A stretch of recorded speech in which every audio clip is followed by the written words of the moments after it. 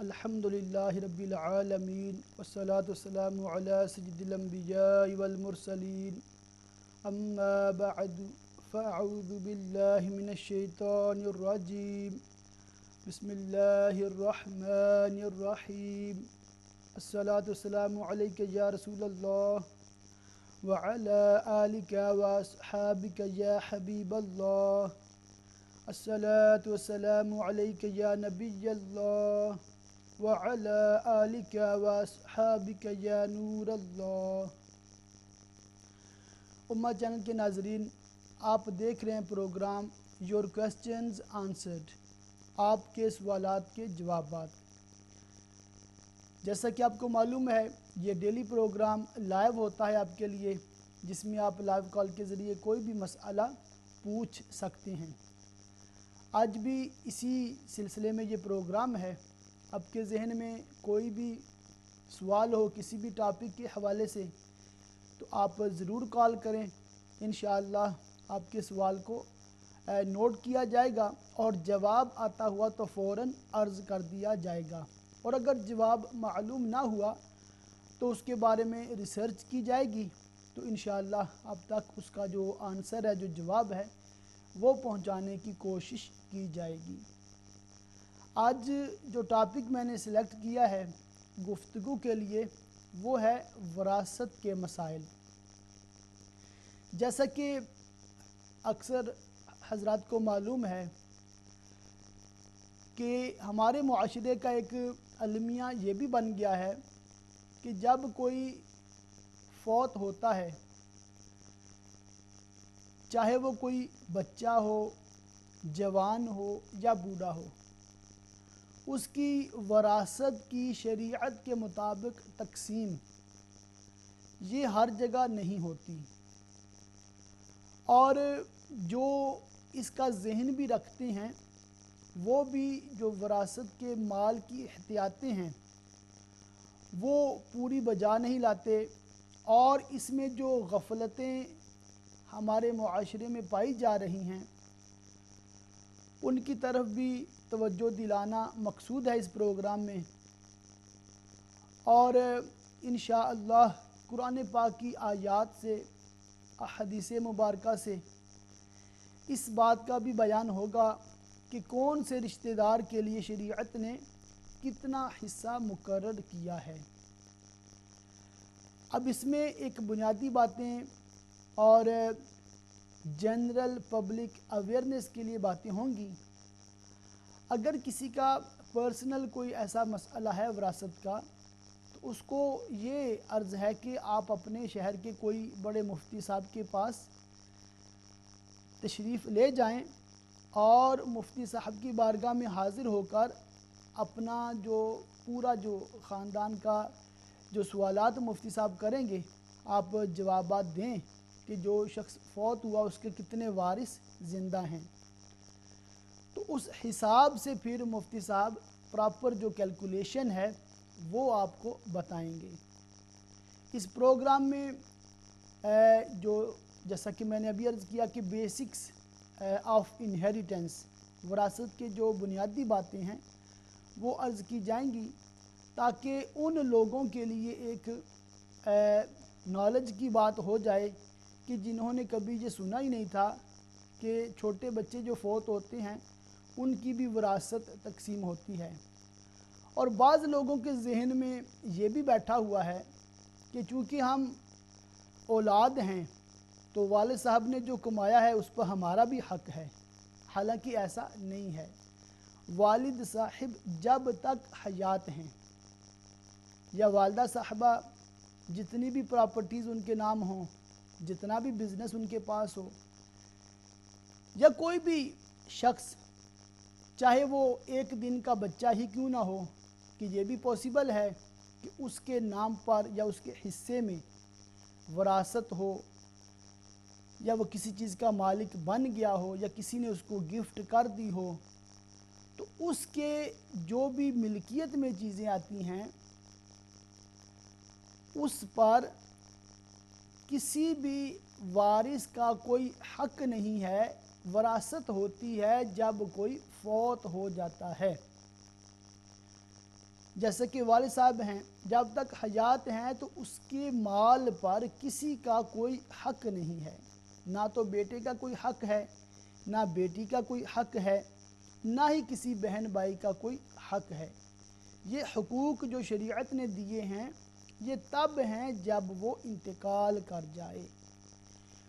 تو اس سے یہ مسئلہ تو ابھی حل ہو گیا کہ جو ہمارے معاشرے میں ایک عام پبلک کی جو مینٹلٹی ہے وہ پائی جاتی ہے، وہ کہتے ہیں والد صاحب کو کہ آپ اپنی جائیداد ابھی تقسیم کر دیں، میرا حصہ دے کر مجھے الگ کر دیں، کیونکہ میری شادی ہو گئی ہے یا میری شادی ہونے والی ہے تو اپنی جائیداد میں سے میرا حصہ جو الگ کر دیں، اور ڈیمانڈ کی جاتی ہے۔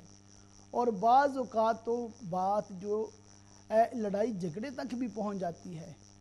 ہوتا یہی ہے اور اس کی وجہ بھی یہی ہے کہ یہ ایک بہت بڑی غفلت ہے ہمارے معاشرے میں جو پائی جاتی ہے، عدم توجہی کی وجہ سے اور ناواقفیت کی وجہ سے اور وراثت کے مسائل سے جہالت کی وجہ سے یہ نوبت آتی ہے کہ اولاد والدین سے ان کی زندگی میں ہی وراثت کا تقاضا کرنے لگ جاتے ہیں۔ تو میں انشاءاللہ قرآن پاک سے چند آیات بینات جو کہ سورہ نساء کی آیات بینات ہیں ان میں سے آیت نمبر 11 اور 12 اور مزید جو آیات ہیں اس حوالے سے وہ انشاءاللہ ابھی آپ کو پڑھ کے سناؤں گا، ان کا ترجمہ بھی پڑھ کے عرض کروں گا۔ اگر آپ بھرپور توجہ کے ساتھ ان آیات بینات کو سن لیں گے، سمجھنے کی کوشش کریں گے تو اسی سے آپ کو کافی حد تک معلومات ہو جائے گی کہ کس رشتہ دار کا کتنا حصہ شریعت نے مقرر کیا ہے۔ اور یہ بھی عرض کرتا چلوں کہ ہر ملک کے ہر مذہب کے اپنے قوانین ہیں۔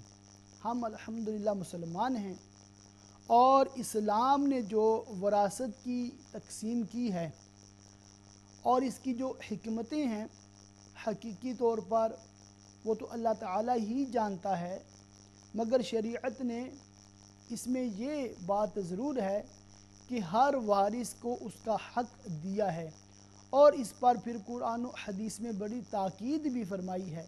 اور وراثت ان علوم میں سے ہے کہ جس کو نصف علم بھی کہا جاتا ہے، کہ جو دینی علوم ہیں اگر اس کو دو حصوں میں تقسیم کیا جائے، ایک تو ہے جس کا زندگی کے ساتھ تعلق ہے اور دوسرے ہیں جس کا موت کے ساتھ تعلق ہے، تو باقی سب علوم وہ زندگی میں انسان کی طرف متوجہ ہیں، اور وراثت جو ہے وہ موت کے بعد اس سے جو اس کا عمل شروع ہوتا ہے، تو اس لحاظ سے بھی نصف علم کہا گیا۔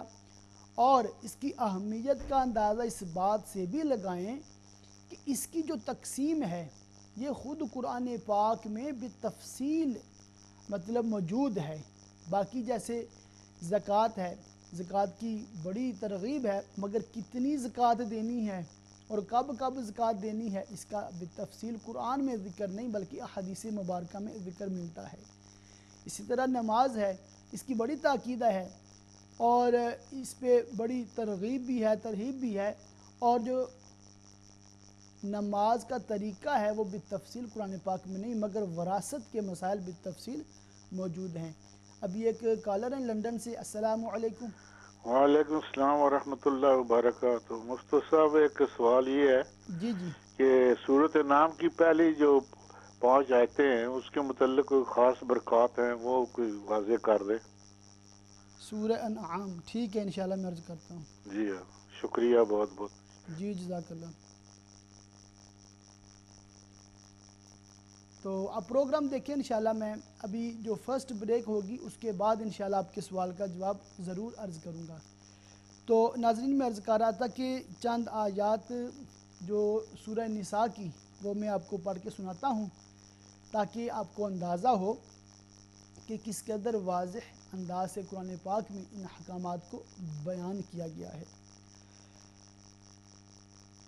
سورہ نساء آیت نمبر 11 میں اللہ تعالیٰ کا ارشاد ہے، یوصیکم اللہ فی اولادکم، اللہ تمہیں تمہاری اولاد کے بارے میں حکم دیتا ہے، للذکر مثل حظ الانثیین، بیٹے کا حصہ دو بیٹیوں کے برابر ہے۔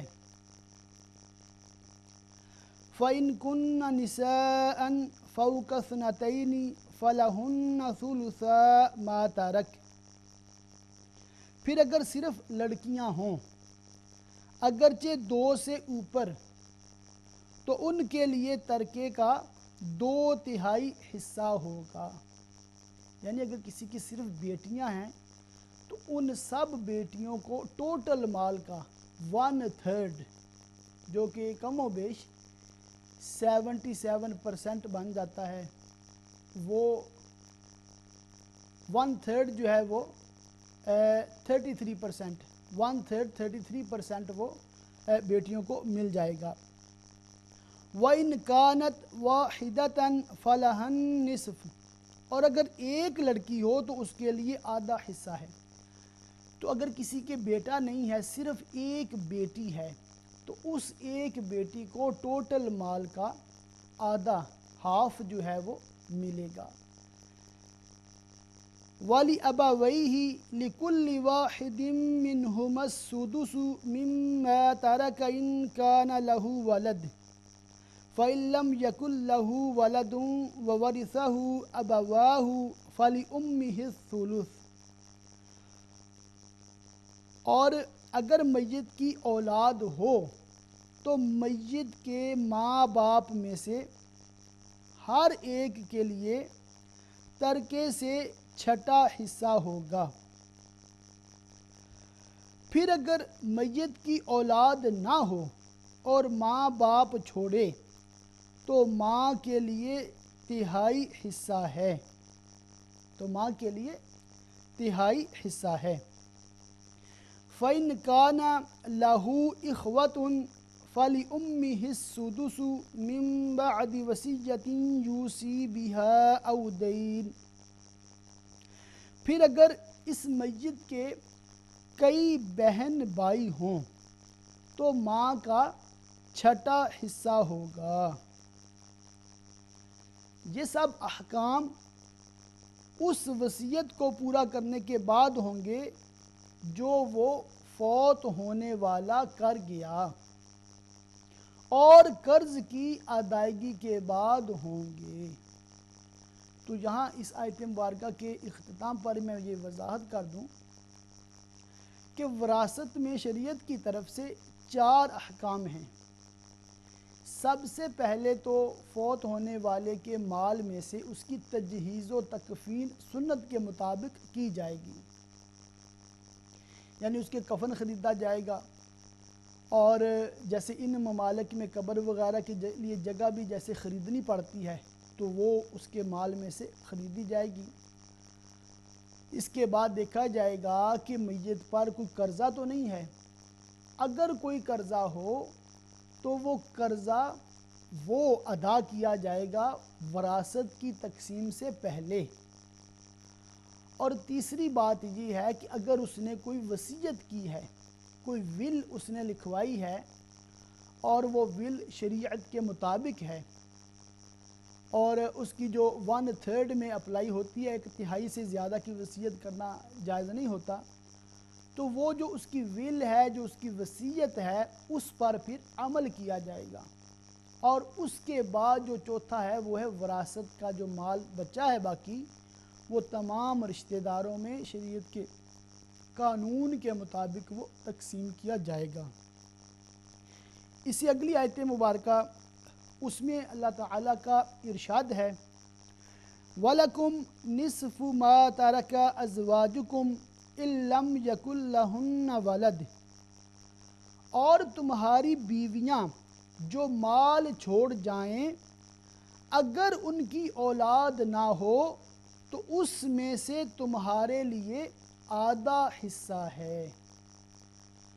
تو شوہر کو بیوی کا وارث کہا گیا اس میں، اور بیوی جو مال چھوڑتی ہے، جو جائیداد پراپرٹی وغیرہ چھوڑتی ہے، اگر اس کے کوئی اولاد نہیں ہے تو پھر شوہر کو آدھا مال جو ہے وہ آدھی پراپرٹی جو ہے وہ ملے گی۔ فَإِنْ كَانَ لَهُنَّ وَلَدٌ فَلَكُمُ الرُّبُعُ مِمَّا تَرَكْنَ مِن بَعْدِ وَصِيَّةٍ يُوصِينَ بِهَا أَوْ دَيْنٍ۔ پھر اگر ان کی اولاد ہو تو ان کے ترکہ میں سے تمہارے لیے چوتھائی حصہ ہے۔ تو اگر اولاد ہے تو پورے مال میں سے 1/4 جو ہے 25% وہ شوہر کو ملے گا۔ یہ حصے اس وصیت کے بعد ہوں گے جو انہوں نے کی ہو اور قرض کی ادائیگی کے بعد ہوں گے۔ فَإِنْ كَانَ لَكُمْ وَلَدٌ فَلَهُنَّ الثُّمُنُ مِمَّا تَرَكْتُمْ مِن بَعْدِ وَصِيَّةٍ تُوصُونَ بِهَا أَوْ دَيْنٍ۔ اس آیت مبارکہ کا میں ترجمہ بعد میں عرض کرتا ہوں۔ ایک کالر ہیں، السلام علیکم۔ وعلیکم السلام۔ جی شہزاد بھائی۔ دو سوال ہے میرے پاس۔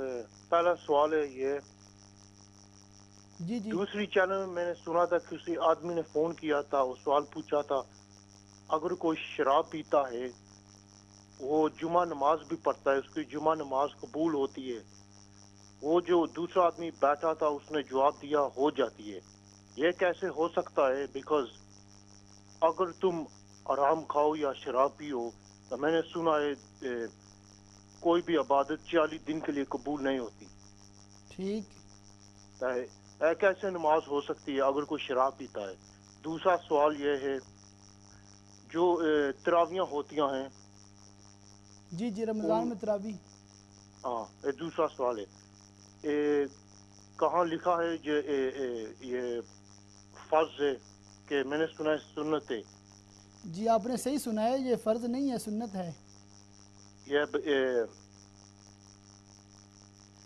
انشاءاللہ بعد میں سنا ہے وہ کہتے ہیں یہ کبیرہ گناہ ہے اگر تم جان بوجھ کو چھوڑ دو۔ رائٹ۔ سو تو شیعہ کہتے ہیں وہ ہمارے جو پرافت تھے وہ نہیں پڑھتے تھے یہ۔ ٹھیک۔ تو تراویح کا انشاءاللہ میں آپ کو ڈیٹیل میں آنسر دیتا ہوں انشاءاللہ۔ ٹھیک ہے، no problem brother, keep watching ما چینل انشاءاللہ آفٹر دا شورٹ بریک۔ جب تھوڑی دیر میں بریک ہوگی اس کے بعد میں یہ سوالات کو انشاءاللہ آپ کو ضرور عرض کروں گا۔ آپ نے بہت اچھے کویسچن کیے ہیں اور آئندہ بھی امید ہے آپ کال کر کے اس طرح کے سوالات پوچھتے رہیں گے۔ تو میں عرض کر رہا تھا، جو آیت مبارکہ میں پڑھ رہا تھا، فَإِنْ كَانَ لَكُمْ وَلَدٌ فَلَهُنَّ الثُّمُنُ مِمَّا تَرَكْتُم مِّن بَعْدِ وَصِيَّةٍ تُوصُونَ بِهَا أَوْ دَيْنٍ۔ اور اگر تمہارے اولاد نہ ہو تو تمہارے ترکہ میں سے عورتوں کے لیے چوتھائی حصہ ہے، پھر اگر تمہارے اولاد ہو تو ان کا تمہارے ترکہ میں سے 8واں حصہ ہے۔ یہ حصے اس وصیت کے بعد ہوں گے جو وصیت تم کر جاؤ اور قرض کی ادائیگی کے بعد ہوں گے۔ تو اس آیت مبارکہ کو میں مکمل کر لوں۔ وَإِنْ كَانَ رَجُلٌ يُورَثُ كَلَالَةً أَوِ امْرَأَةٌ وَلَهُ أَخٌ أَوْ أُخْتٌ فَلِكُلِّ وَاحِدٍ مِّنْهُمَا السُّدُسُ فَإِنْ كَانُوا أَكْثَرَ مِنْ ذَلِكَ فَهُمْ شُرَكَاءُ فِي الثُّلُثِ مِنْ بَعْدِ وَصِيَّةٍ يُوصَى بِهَا أَوْ دَيْنٍ غَيْرَ مُضَارٍّ وَصِيَّةً مِّنَ اللَّهِ وَاللَّهُ عَلِيمٌ حَلِيمٌ۔ اس آیت مبارکہ کا انشاءاللہ بقیہ جو ترجمہ میں بریک کے بعد عرض کرتا ہوں۔ اور اگر تمہارے اولاد نہ ہو تو تمہارے ترکہ میں سے عورتوں کے لیے چوتھائی حصہ ہے۔ یعنی یہاں پر یہ بتایا گیا کہ اگر شوہر فوت ہو جاتا ہے اور کوئی اولاد نہیں ہے تو بیوی کو ٹوٹل مال کا کوارٹر جو ہے وہ ملے گا 25%۔ پھر اگر تمہاری اولاد ہو تو ان کا تمہارے ترکہ میں سے 8واں حصہ ہے۔ یہ حصے اس وصیت کے بعد ہوں گے جو وصیت تم کر جاؤ اور قرض کی ادائیگی کے بعد ہوں گے۔ اور اگر کسی ایسے مرد یا عورت کا ترکہ تقسیم کیا جانا ہو جس نے ماں باپ اور اولاد میں سے کوئی نہ چھوڑا اور صرف ماں کی طرف سے اس کا ایک بھائی یا ایک بہن ہو تو ان میں سے ہر ایک کے لیے چھٹا حصہ ہوگا۔ پھر اگر وہ ماں کی طرف والے بہن بھائی ایک سے زیادہ ہوں تو سب تہائی میں شریک ہوں گے۔ یہ دونوں صورتیں بھی میت کی اس وصیت اور قرض کی ادائیگی کے بعد ہوں گی جس وصیت میں اس نے ورثاء کو نقصان نہ پہنچایا ہو۔ یہ اللہ کی طرف سے حکم ہے اور اللہ بڑے علم والا بڑے حلم والا ہے۔ تو یہ جو حصے ہیں قرآن پاک میں بیان کیے گئے ان کا میں نے بیان کرنے کی سعادت پائی۔ تو اب انشاءاللہ ایک اور کالر ہیں، ان کو شامل کرتے ہیں۔ السلام علیکم۔ السلام علیکم۔ وعلیکم السلام۔ عبدالرؤف صاحب کیا حال ہے آپ کا؟ ٹھیک ہے جی الحمدللہ، میں ناروے سے بھائی بول رہا ہوں۔ جی جی میرا ایک سوال ہے۔ جی جی دن کے ٹائم جیسے ایک دن کی نمازیں قضا ہوتی ہیں، ٹھیک وہ رات کو پڑھنی ہو عشاء کے بعد، اس کا طریقہ بتا دیں مہربانی۔ ٹھیک ہے، اور بس یہی سوال ہے، شکریہ۔ جی میں ابھی عرض کر دیتا ہوں، ٹھیک ہے، آپ دیکھیں پروگرام۔ بہت شکریہ جی، اللہ حافظ۔ اللہ حافظ۔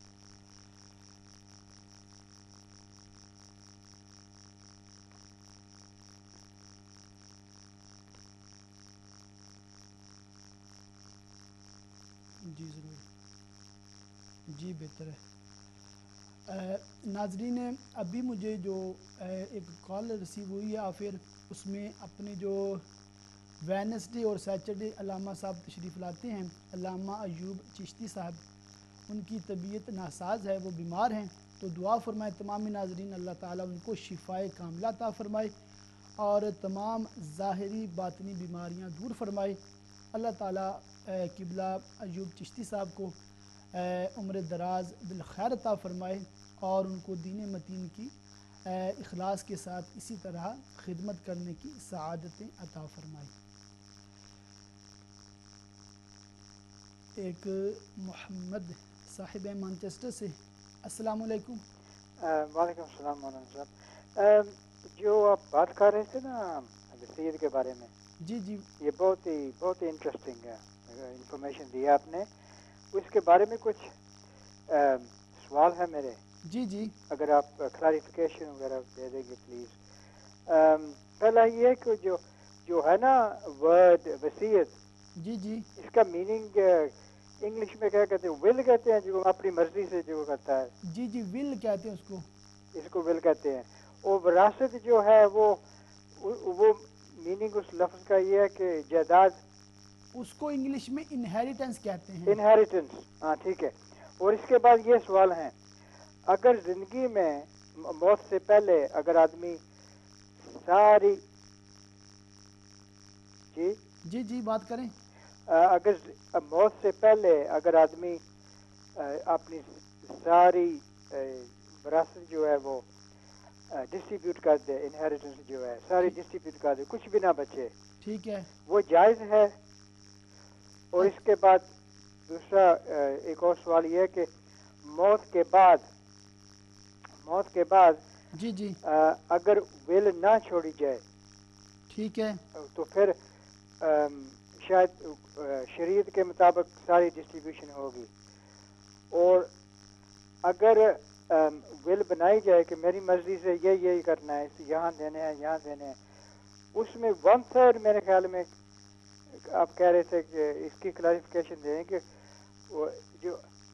جو مال چھوڑتا ہے آدمی، جی جی 1/3 میں وصیت نافذ ہوگی۔ 1/3 میں، اور جو 2/3 بچتا ہے وہ قرآن کے مطابق قرآن کے مطابق وہ حصے تقسیم ہوں گے۔ ہاں، یہی کچھ کلیریفیکیشن چاہیے تھی۔ جی انشاءاللہ میں عرض کرتا ہوں، آپ دیکھیں پروگرام۔ مہربانی، السلام بہت شکریہ، آپ نے ماشاءاللہ بڑا مطلب اچھی توجہ سے سنا بھی ہے اور بڑے اچھے سوالات کیے ہیں آپ نے۔ تو ہمارے بھائی نے جس لندن سے جو کال کی تھی سورہ انعام کے بارے میں، تو پہلی جو 5 آیات ہیں ان کا میں صرف ترجمہ، وہ بھی سیدی اعلیٰ حضرت امام اہل سنت مولانا شاہ امام احمد رضا خان بریلوی رحمۃ اللہ کا ترجمہ کنز الایمان، وہ آپ کے پڑھ کے سنا دیتا ہوں، تمامی ناظرین اس سے انشاءاللہ مستفیض ہوں گے۔ سب خوبیاں اللہ کو جس نے آسمان اور زمین بنائے اور اندھیریاں اور روشنی پیدا کی، اس پر کافر لوگ اپنے رب کے برابر ٹھہراتے ہیں۔ وہی ہے جس نے تمہیں مٹی سے پیدا کیا، پھر ایک میعاد کا حکم رکھا اور ایک مقررہ وعدہ اس کے یہاں ہے، پھر تم لوگ شک کرتے ہو، اور وہی اللہ ہے آسمانوں اور زمین کا، اسے تمہارا چھپا اور ظاہر سب معلوم ہے، اور تمہارے کام جانتا ہے، اور ان کے پاس کوئی بھی نشانی اپنے رب کی نشانیوں سے نہیں آتی مگر اس سے منہ پھیر لیتے ہیں۔ تو بے شک انہوں نے حق کو جھٹلایا، جب ان کے پاس آیا تو اب انہیں خبر ہوا چاہتی ہے اس چیز کی جس پر ہنس رہے تھے۔ تو اس کا اگر میں خلاصتاً عرض کروں تو ان آیات بینات میں جو خطاب کیا جا رہا ہے وہ ان لوگوں کو ہے جو شرک کرتے ہیں، اللہ تعالیٰ کے برابر کسی کو ٹھہراتے ہیں اور وہ آخرت کا انکار کرتے ہیں۔ تو اس کے حوالے سے قرآن پاک میں یہ آیات بینات نازل ہوئی ہیں اور ان کو بتایا گیا ہے کہ اللہ تعالیٰ ہی زمین و آسمان کا مالک ہے، اللہ تعالیٰ ہی جو ہے وہ مٹی سے اس نے انسان کو پیدا کیا ہے۔ تو بتایا یہ جا رہا ہے کہ جب انسان بالکل کچھ نہیں تھا تو اللہ تعالیٰ نے اس کو وجود بخشا، تو اب یہ انسان ایک جسم رکھتا ہے، اب اگر یہ فوت ہو جائے تو اس کو دوبارہ اٹھانا بھی اللہ تعالیٰ اس پر بھی قادر ہے، اور اس میں قیامت کا یاد دلائی گئی ہے، ذکر ملتا ہے۔ اور اسی طرح جو میں نے پہلے عرض کیا کہ کفار جو اللہ تعالیٰ کے برابر کسی کو ٹھہراتے ہیں، معبودان باطلہ کی جو پرستش کرتے ہیں، ان کا بھی اس میں رد ہے۔ تو امید ہے جس بھائی نے پوچھا ان کو تشفی ہو گئی ہوگی، اور مزید اگر اس کے حوالے سے کوئی آپ کے ذہن میں کوئی مزید کویسچن ہے تو آپ پوچھ سکتے ہیں۔ اللہ تعالیٰ ہمیں قرآن پاک سے جو ہے وہ استفادہ کرنے کی توفیق عطا فرمائے، زیادہ سے زیادہ تلاوت کرنے کی اور اس کے احکامات پر ہمیں چلنے کی توفیق عطا فرمائے۔ تو اب میں دوسرا سوال ایک بھائی نے پوچھا، وہ ظاہر ہے کئی ناظرین کے ذہن میں ہوتا ہوگا اس طرح کا سوال، کہ بعض روایات میں ایسے آتا ہے کہ جس نے شراب پی، اور بھی کچھ گناہوں کا ذکر ہے، شراب پی تو اس کی 40 دن تک نماز قبول نہیں۔ جی بالکل اس طرح کی روایات ہیں، مگر آپ الفاظ پہ غور کریں، کہا جا رہا ہے اس کی نماز قبول نہیں، یہ نہیں کہا جا رہا کہ وہ 40 دن تک نماز نہ پڑھے۔ ہمارے محترم ایم خان صاحب ہیں بریڈ فورڈ سے، ان کی بات بھی سنتے ہیں اور ماشاءاللہ آج سنتے ہیں کہ یہ کیا سوال کرنا چاہتے ہیں۔ السلام علیکم۔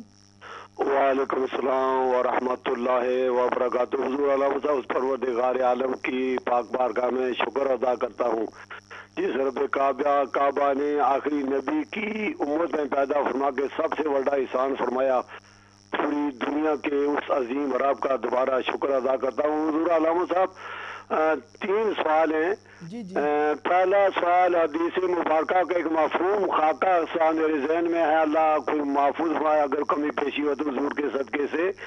حضور نے فرمایا عود کا پہاڑ ہم سے محبت کرتا ہے۔ آیا پہاڑ بھی انسان کا تو عقل مانتا ہے، لیکن اللہ کے رسول کی حکمت ہے، وہ عقل سے جہاں عقل ختم ہوتی ہے وہاں اللہ کے رسول کے قانون کا آغاز ہوتا ہے۔ حضور فرماتے ہیں یہ ہم سے محبت کرتا ہے، عود کا جو پہاڑ ہے یہ ہم سے محبت کرتا ہے۔ حضور نے یہ جمع کا صیغہ فرمایا ہے، آیا یہ شہر مدینہ یا مکہ شریف یا صحابہ کرام مراد ہے یا اہل بیت ہے یا حضور کے گھر والے ہیں، اس سے کیا مراد ہے؟ حضور کی ذرا آپ اس پر توجہ فرمائے۔ دوسرا سوال یہ ہے کہ اللہ کریم ارشاد فرماتے ہیں کہ ہم نے انسان اور جن کو ویسے ہی نہیں پیدا فرمایا، ہماری کوئی تدبیر یا حکمت عملی ہے اس کو پیدا فرمانے سے، ویسا نہیں پیدا فرمایا۔ اور ایک اور آیات مبارکہ میں اللہ کریم ارشاد فرماتے ہیں کہ ہم نے انسان کو پیدا کیا جس وقت وہ کچھ نہ تھا، تو اسی طرح وہ دوبارہ ہماری طرف لوٹ کر آئیں گے۔ یہ رب کریم نے اتنا چیلنج کیا انسان کو، پھر آگے چل کے ارشاد فرماتے ہیں رب کریم کے انسان تاکہ ہمارے توحید کا جو مقام ہے وہ سمجھ جائے، بلکہ اپنی عقل نہ دوڑائے، عقل سے باہر نکل کر توحید باری کو مانے اور رسالت کو مانے۔ اس سے اس کا محفوظ بیان فرمائے۔ اور دوسری ایک آپ سے بات پوچھنی ہے، یا ایک دفعہ ایک عالم دین عرب سے آئے اور بہت سارے لوگوں نے سوال کیے، میں نے بھی سوال کیا، تو سب کو اس نے جواب دیا تھا، لیکن مجھے کہنے لگا میں عملی ہوں تو آپ امام اعظم کے ماننے والے ہیں، آپ جس مذہب پر ہیں اسی پر قائم رہیں، آپ مجھ سے سوال نہ پوچھیں، آپ کیونکہ امام اعظم کے ماننے والے ہیں۔ اور میں حیران رہ گیا، جس طرح عام پبلک تھی میں بھی اسی طرح تھا، لیکن جب میں نے سوال کیا تو کہنے لگا آپ جس مذہب پر ہیں امام اعظم پر اسی پر ہے۔ اور پھر میں حیران رہ گیا کہ امام اعظم کا ادب احترام اور جتنے علماء کرام عرب ہیں وہ مانتے ہیں، میں اس پر بڑا حیران رہ گیا کہ امام اعظم کا کتنا اونچا مقام ہے۔ اور ہمیں رب کریم ماتوریدی انفی بریلوی مذہب پر اللہ نے استقامت عطا فرمائی، اور دوسرے جو عرب ممالک کے علماء وہ بھی اس کی عزت کرتے ہیں امام اعظم کی۔ میں حیران رہ گیا کہ امام اعظم کا اتنا اونچا مقام ہے۔ حضرت اس پر ذرا کلام کیجیے گا، بہت بہت شکریہ۔ جزاک اللہ، ماشاءاللہ آپ نے بڑے اچھے سوالات کیے ہیں۔ تو میں عرض کر رہا تھا کہ جو حدیث پاک کا مفہوم ہے وہ یہی ہے کہ جس نے شراب پی تو 40 دن تک اس کی نماز قبول نہیں ہوگی۔ یہ نہیں کہا گیا کہ وہ 40 دن تک مسجد نہ آئے یا وہ 40 دن تک نماز نہ پڑھے۔ نماز اس پر فرض ہے تو نماز فرض ہی رہے گی، وہ اپنی طرف سے ادا کرتا رہے۔ اس کا ایک مفہوم یہ بھی علماء فرماتے ہیں کہ 40 دن اس کی نماز قبول نہیں ہوگی۔ اب اگر وہ توبہ کر لیتا ہے، اللہ تعالیٰ کی بارگاہ میں رجوع کر لیتا ہے، تو 40 دن کے بعد یہ چیزیں اس کے لیے اس کے گناہوں کا کفارہ اور اس کے سیئات سے جو ہے اللہ تعالیٰ درگزر فرمائے گا۔ مگر جو نمازیں اس نے ادا کی ہیں، اب اس کو رپیٹ کرنے کی ضرورت نہیں ہے، جو اس کا فرض تھا وہ اس نے ادا کر لیا ہے۔ اور اگر یہ 40 دن نمازیں نہیں پڑھتا تو اب اس 40 دن کی اس کو قضا نمازیں پڑھنی پڑیں گی۔ تو بردر جو آپ نے سوال کیا ہے اور جو آپ بتا رہے تھے کسی اور ٹی وی چینل کے جواب یہی دیا گیا کہ وہ نمازیں پڑھے، جمعہ پڑھے، نمازیں معاف نہیں ہیں، کہا یہ جا رہا ہے کہ قبول نہیں ہیں۔ تو اس سے ہمیں ڈرنا چاہیے، اللہ تعالیٰ کے خوف سے کانپنا چاہیے کہ جو شرابی ہے، جو شراب پیتا ہے، وہ کتنا بڑا گناہ کرتا ہے کہ اس کی نماز بھی قبول نہیں ہوتی۔ اور نماز کی فضیلت آپ کو پتہ ہے اتنی زیادہ ہے، کہا جاتا ہے کہ جس نے فجر کے بعد ظہر نماز ادا کی تو فجر سے لے کر ظہر تک جو اس کے گناہ تھے اللہ تعالیٰ ظہر پڑھنے کی برکت سے سارے گناہ معاف کر دیتا ہے۔ اور جب بندہ عصر کی نماز ادا کرتا ہے تو بٹوین ظہر اور عصر اس کے سارے گناہ معاف کر دیتا ہے۔ اتنی بڑی بلیسنگ ہے نماز، اور جو معاذ اللہ شراب پیتا ہے تو اس کی نماز قبول نہیں ہوتی۔ تو یہ ہمیں اس سے ڈرنا چاہیے۔ اور جو ہمارے بھائی اور معاذ اللہ اب تو کچھ بہنیں بھی، کچھ نوجوان مسلمان لڑکیاں بھی اس آفت میں مبتلا سنائی دیتی ہیں اور معاشرے میں دکھائی دیتی ہیں، اللہ تعالیٰ تمام مسلمانوں کو شراب کی نحوست سے محفوظ رکھے۔ ہمیں اس سے بچنا چاہیے، مگر نماز معاف نہیں ہے، نماز پڑھنی ہے اور اللہ تعالیٰ کی بارگاہ میں توبہ بھی کرنی ہوگی۔ اگر کسی نے شراب پی ہے تو آئندہ شراب نہ پینے کا قصد بھی ہو، اس پہ ندامت بھی ہو، اللہ تعالیٰ توبہ قبول فرمانے والا ہے۔ پھر آپ نے پوچھا کہ تراویح فرض ہے یا نہیں ہے، بعض لوگ سنت کہتے ہیں۔ تو دیکھیں اصل مسئلہ تمام ہی ناظرین سن لیں، الحمدللہ رمضان شریف کی بھی آمد ہے، اور جب رجب شریف کا مہینہ آتا تو ہمارے آقا و مولا محبوب کبریا حضرت سیدنا محمد مصطفیٰ صلی اللہ تعالی علیہ وآلہ وسلم دعا فرمایا کرتے تھے، اللہم بارک لنا فی رجب و شعبان و بلغنا رمضان۔ تو رجب میں یہ دعا پڑھنا بھی سنت ہے۔ اگر دہرانا چاہیں، ایک اور بہن ہے، کالر ہیں، السلام علیکم۔ وعلیکم السلام۔ مولانا صاحب آپ ٹھیک ہیں؟ جی الحمدللہ۔ مولانا صاحب میں نے قضاء عمری کی نماز کے بارے میں پوچھنا تھا، لیکن اگر میں جس طریقے سے آپ سے پوچھوں تو پلیز اگر آپ اسی وقت ساتھ ساتھ مجھے جواب دے دیں تو میرے لیے آسانی ہوگی۔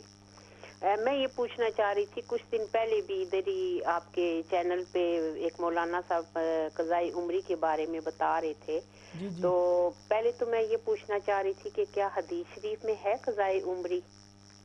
حضور صلی اللہ علیہ وسلم نے فرمایا ہوا کہ جن لوگوں کی نمازیں چھوٹ گئی ہیں تو وہ ان نمازوں کو ادا کرے۔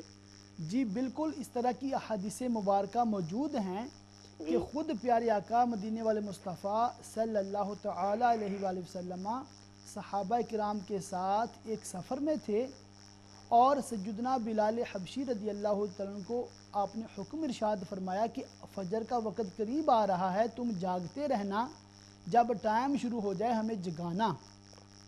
مگر ایسا ہوا کہ بلال حبشی رضی اللہ عنہ آپ کو بھی نیند آ گئی، تو پھر جب سورج طلوع ہوتا ہے تو پیارے آقا صلی اللہ تعالی علیہ وآلہ وسلم سب سے پہلے بیدار ہوتے ہیں، اور پھر صحابہ کرام کو بیدار کرتے ہیں اور کہتے ہیں کہ نماز قضا ہو گئی ہے۔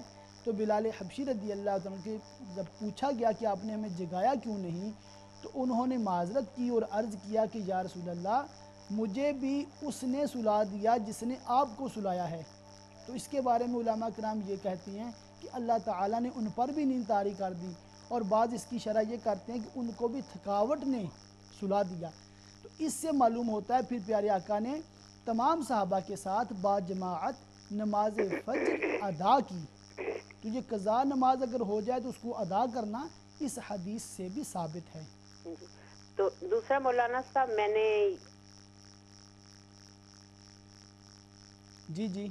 دوسرا میں نے یہ پوچھنا تھا کہ وہ مولانا صاحب یہ بتا رہے تھے کہ جو قضاء عمری ہم ادا کرتے ہیں تو جب ہم جلسے میں سجدے میں جاتے ہیں تو ایک دفعہ پڑھنا ہے سبحان ربی الاعلیٰ۔ جی تو یہ بھی میں پوچھنا چاہ رہی تھی کہ بھئی یہ ایک ہی دفعہ ہم پڑھیں؟ ہاں، اس کا یہ ہے کہ ایک دفعہ پڑھنا آپ کو سہولت دی جا رہی ہے تاکہ آپ جلدی اپنی قضا نمازیں پوری کر لیں۔ اگر آپ 3 بار پڑھنا چاہتی ہیں، 5 بار پڑھنا چاہتی ہیں تو بالکل آپ کو ثواب ملے گا، اس میں کوئی مذاکرہ نہیں ہے۔ بالکل، بس میں نے یہی ذرا میں کنفیوز ہوئی تھی تو میں یہ پوچھنا چاہ رہی تھی کہ میں آپ سے دوبارہ یہ چیز پوچھوں۔ جی نو پرابلم، انہوں نے جو ارشاد فرمایا طریقہ وہ بالکل درست ہے، 1 بار پڑھیں تو یہ بھی اجازت ہے، مگر 3 بار پڑھیں، 5 بار پڑھیں، 7 بار پڑھیں تو کوئی مسئلہ نہیں ہے۔ بڑی مہربانی، بہت شکریہ مولانا صاحب، بہت شکریہ۔ تو ناظرین ایک بھائی نے پوچھا تھا تراویح کے بارے میں، تو تمام ناظرین توجہ سے سن لیں، الحمدللہ رمضان کی بھی آمد ہے، اور اللہ تعالی ہمیں رمضان سے ملائے۔ تو تراویح جو ہے وہ مرد و عورت دونوں پر واجب ہے، اور اس کی جو با جماعت نماز مسجد میں ادا کی جاتی ہے یہ واجب نہیں ہے۔ اگر آپ کے محلے میں چند لوگوں نے با جماعت تراویح ادا کر لی ہے تو آپ پر پھر مواخذہ نہیں ہے، مگر آپ کو گھر میں یا کام پر وہ 20 رکعتیں پوری پڑھنا واجب ہے، با جماعت پڑھنا واجب نہیں ہے۔ یہ سنت علی الکفایہ ہے، اگر محلے میں چند لوگ پڑھ لیتے ہیں با جماعت تو آپ پر بھی اس کا وہ جو ہے وہ حکم جو تاکید آپ پر نہیں رہتی، مواخذہ آپ پر نہیں ہے، مگر عشاء کی نماز با جماعت پڑھنا وہ آپ پر اگر گھر میں ہے تو ضروری ہے۔ آپ ایسا کر سکتے ہیں کہ عشاء کے 4 فرض مسجد میں ادا کریں اور جو 20 رکعت تراویح ہے وہ اکیلے پڑھ لیں، مگر اس میں یہ ہوگا کہ جو قرآن پاک سننے کی جو برکتیں ہیں، جو قرآن پاک کا ختم ہے، اس سعادت سے آپ کو محرومی ہوگی۔ تو مشورہ تو یہی ہے کہ آپ با جماعت ہی پڑھیں، مگر جیسے اسلامی بہنیں ہیں یا کوئی ایسے اسلامی بھائی ہیں جو کام کاج کی وجہ سے یا کسی اور مصروفیت کی وجہ سے با جماعت تراویح نہیں پڑھ سکتے، تو ان کو کوئی گناہ نہیں ہے۔ وہ جب عشاء کا ٹائم شروع ہو جائے، سحری کا ٹائم ختم ہونے سے پہلے بٹوین اینی ٹائم وہ 20 رکعت پڑھ لیں تو ان کی تراویح ادا ہی ادا ہے، اس میں کوئی پرابلم نہیں ہے۔ تو پھر آپ نے کہا کہ کچھ لوگ ایسے ہیں جو تراویح کو نہیں مانتے، تو بات یہ ہے کہ جو تراویح مدینہ شریف میں 20 رکعت ہے، مکہ شریف میں 20 رکعت ہے، تمام بلاد اسلامی ممالک میں، کنٹریز میں پڑھی جا رہی ہے، با جماعت پڑھی جا رہی ہے، تو ہم ان مسلمانوں کو دیکھیں یا ان کو دیکھیں جو نہیں مانتے۔ تو جو تراویح کو نہیں مانتے، ہم ان کو نہیں مانتے، سمپل از دا۔ ہم نے کسی سے آرگومنٹ کرنی نہیں ہے۔ جو صحابہ کرام نے 20 رکعت تراویح کی جماعت کے ساتھ نمازیں پڑھی ہیں اور تمام امت کا اس پر عمل ہے، تو ہم بھی یہی کریں گے۔ نہ تو ہم 8 پڑھیں گے اور نہ ہم ان لوگوں میں ہیں جو تراویح کو مانتے نہیں ہیں، بلکہ صحابہ کرام سے ہمیں 20 رکعت پڑھنا ثابت ہے اور تمام مسلم ممالک میں اسی پر عمل ہے، حتیٰ کہ مکہ اور مدینہ میں بھی 20 رکعت پڑھی جاتی ہیں۔ تو جو 8 تراویح کا دعویٰ کرتے ہیں وہ بھی غلط، اور جو کہتے ہیں تراویح ہے ہی نہیں وہ بھی غلط۔ اللہ تعالیٰ ہمیں اس کی توفیق عطا فرمائے۔ ایک سوال ہمارے بھائی نے پوچھا ہے کہ قضا نمازیں جو ہیں، اگر دن کی قضا نمازیں عشاء کے بعد پڑھی جائیں تو اس کا طریقہ کیا ہے؟ سب سے پہلے پیارے بھائی، آپ نے جو ناروے سے کال کی ہے، آپ کے لیے بالخصوص اور تمامی ناظرین کے لیے عرض ہے کہ یاد رکھیں، نماز قضا کر دینا جان بوجھ کر یہ گناہ کبیرہ ہے، بہت بڑا گناہ ہے، اس کی بڑی وعیدیں ہیں۔ آپ کو شریعت یہ اجازت نہیں دیتی کہ آپ جان بوجھ کر کسی بھی وجہ سے نمازیں قضا کریں۔ اب مسئلہ یہ ہے کہ جو نماز قضا ہو گئی ہے تو کوشش یہی کرنی چاہیے کہ جو نیکسٹ نماز ہے اس سے پہلے جو قضا نماز ہے وہ پڑھ لی جائے۔ اگر آپ صاحب ترتیب نہیں ہیں، صاحب ترتیب وہ شخص ہوتا ہے جس کی زندگی میں 5 نمازیں یا 6 نمازیں قضا نہیں ہوئیں، مگر افسوس کی بات ہے کہ ہماری اکثریت ایسی ہے جن کی 6 نمازیں تو درکنار 6 سال کی نمازیں قضا ہوتی ہیں، تو ہم صاحب ترتیب نہ ہوئے۔ ایک اور کالر ہیں، السلام علیکم۔ وعلیکم السلام جی، تانوں بہت بہت السلام علیکم۔ مولانا مطلب میرے گوڈیاں چ ہن چوکری تکلیف ہے، تو میں بڑی بڑی فون ملانی ہوئی ہوں سارے نے، کوئی نہیں سمجھ آتی، کوئی ایسی ایت دسو جہاں نہ ٹھیک ہو جا۔ میں حضور پاک صلی اللہ علیہ وسلم رنگ جڑی ایت ہے نا، قل اعوذ بعزت اللہ، میں چوکڑی پڑھنی ہوں۔ جی آپ کے لیے یہ ایک وظیفہ میں عرض کر دیتا ہوں، ابھی تمامی ناظرین بھی سن لیں اس کو۔ اٹھو دے دس دیا جی فون کر کے، میرا فون نمبر تھلے میں لکھا دینی۔ ابھی بتا دیتا ہوں آپ کو۔ اچھا، چھوٹا جی، بالکل مختصر ہے۔ اچھا، اللہ تعالیٰ کا جو صفاتی نام ہے حیون، جی جی، یا حیو، یا حیو، یا حیو، جی جی، کوئی بھی بیماری ہے تو بیمار خود یہ 1000 مرتبہ روزانہ پڑھے۔ 1000 مرتبہ روزانہ۔ گل یہ ہے کہ میں تھوڑی عرض کرنی ہے، میری بہت طبیعت خراب رہندی ہے، میرا نمازاں بھی کافی ایویں بندہ آکھے پہلاں جوانی دے وقت تے چلو قضا ہے نہیں، پر لے کے ہن میریاں قضا میں ایک قسم دا بیڈ دے اوتے ہی رہنی ہاں، گوڈیاں تو تکلیف نہ بہت تکلیف ہے۔ اس کا مسئلہ پتہ کیا ہے، میں آپ کو عرض کرتا ہوں۔ یا حیو، یا حیو 1000 بار نہیں پڑھنا وہ ہے۔ تو مینوں پتہ لگدا ہے پہ تہاڈی گل دیہڑی جس وقت دل کرے بغیر وضو تو ہی پڑھ سکنی ہے۔ بغیر وضو کے بھی پڑھ سکتے ہیں، اس کے طہارت بھی شرط نہیں ہے۔ اچھا، حتیٰ کہ اگر عورتیں جو مخصوص ایام ہوتے ہیں جس میں نماز نہیں میرے اس میں نہیں بھی اس طرح کے وظیفے وغیرہ کر سکتی ہیں۔ جی، یا حیو، یا حیو، اٹھتے بیٹھتے چلتے پھرتے لیتے، ہاں میں نہیں، میں وہ میرے کو ہے مطلب آج والا وہ میں پڑھتی رہتی ہے روزانہ 1000 بار پڑھنا ہے۔ ہاں، اس میں وضو طہارت شرط نہیں ہے۔ اچھا، آپ یا حیو، یا حیو جب تک تا حصول شفا انشاءاللہ پڑھتی رہیں، اللہ تعالیٰ آپ کو شفا۔ میں انشاءاللہ تعالیٰ تہاڈا فون میرے کو میں لیا سی، میں تو کیتا ہی کوئی نہیں, میری طبیعت نہیں ٹھیک رہندی, چلو کسی کا مسئلہ بندہ پوچھتا ہی پر کوئی نہیں جی کیتا. جی تے میں انشاءاللہ تعالی تکنی ہاں, پھر ہن پڑھ کے تہاڈی برکت نال دے دعا انشاءاللہ. کرو, میری لتاں بہت تکلیف ہے. ٹھیک ہے, اللہ تعالیٰ آپ کو شفا عطا فرمائے. اچھا جی, آمین. جی جزاک میرے اللہ. خامد فوت ہو گئے, انہوں نے واسطے دعا کرے جی بس. جی انشاءاللہ. تو اللہ تعالیٰ ہسبینڈ میرے فوت ہو گئے نے, انہوں واسطے دعا فرمایا جی ضرور, جزاک اللہ. تو آپ کے جو بھی رشتہ دار فوت ہوئے ہیں, بالخصوص آپ کے شوہر, اللہ تعالیٰ ان کی مغفرت فرمائے, جنت الفردوس میں اعلیٰ مقام عطا فرمائے, اور یہ دعائیں تمام فوت شدہ مسلمانوں کے حق میں قبول فرمائے. تو میں عرض کر رہا تھا کہ قضا نمازیں اگر کسی کی ہیں تو بیسٹ تو یہی ہے کہ اگر ایک جیسے ظہر قضا ہو گئی ہے تو عصر پڑھنے سے پہلے آپ ظہر ادا کر لیں, تاکہ جو تاخیر کا بھی گناہ ہے اس گناہ سے بھی آپ بچ جائیں. اب آپ نے پوچھا کہ عشاء کے بعد قضا نماز کیسے پڑھیں, تو عشاء کے بعد رات میں کسی بھی وقت آپ قضا نماز پڑھ سکتے ہیں, اور قضا کا یہ احتیاط ہوتی ہے کہ کسی کے سامنے نہ پڑھیں, یعنی کسی کو بتائیں نہ کہ میری نماز قضا ہوئی ہے, کیونکہ گناہ کا اظہار یہ بھی گناہ ہے, اس سے ہمیں بچنا چاہیے.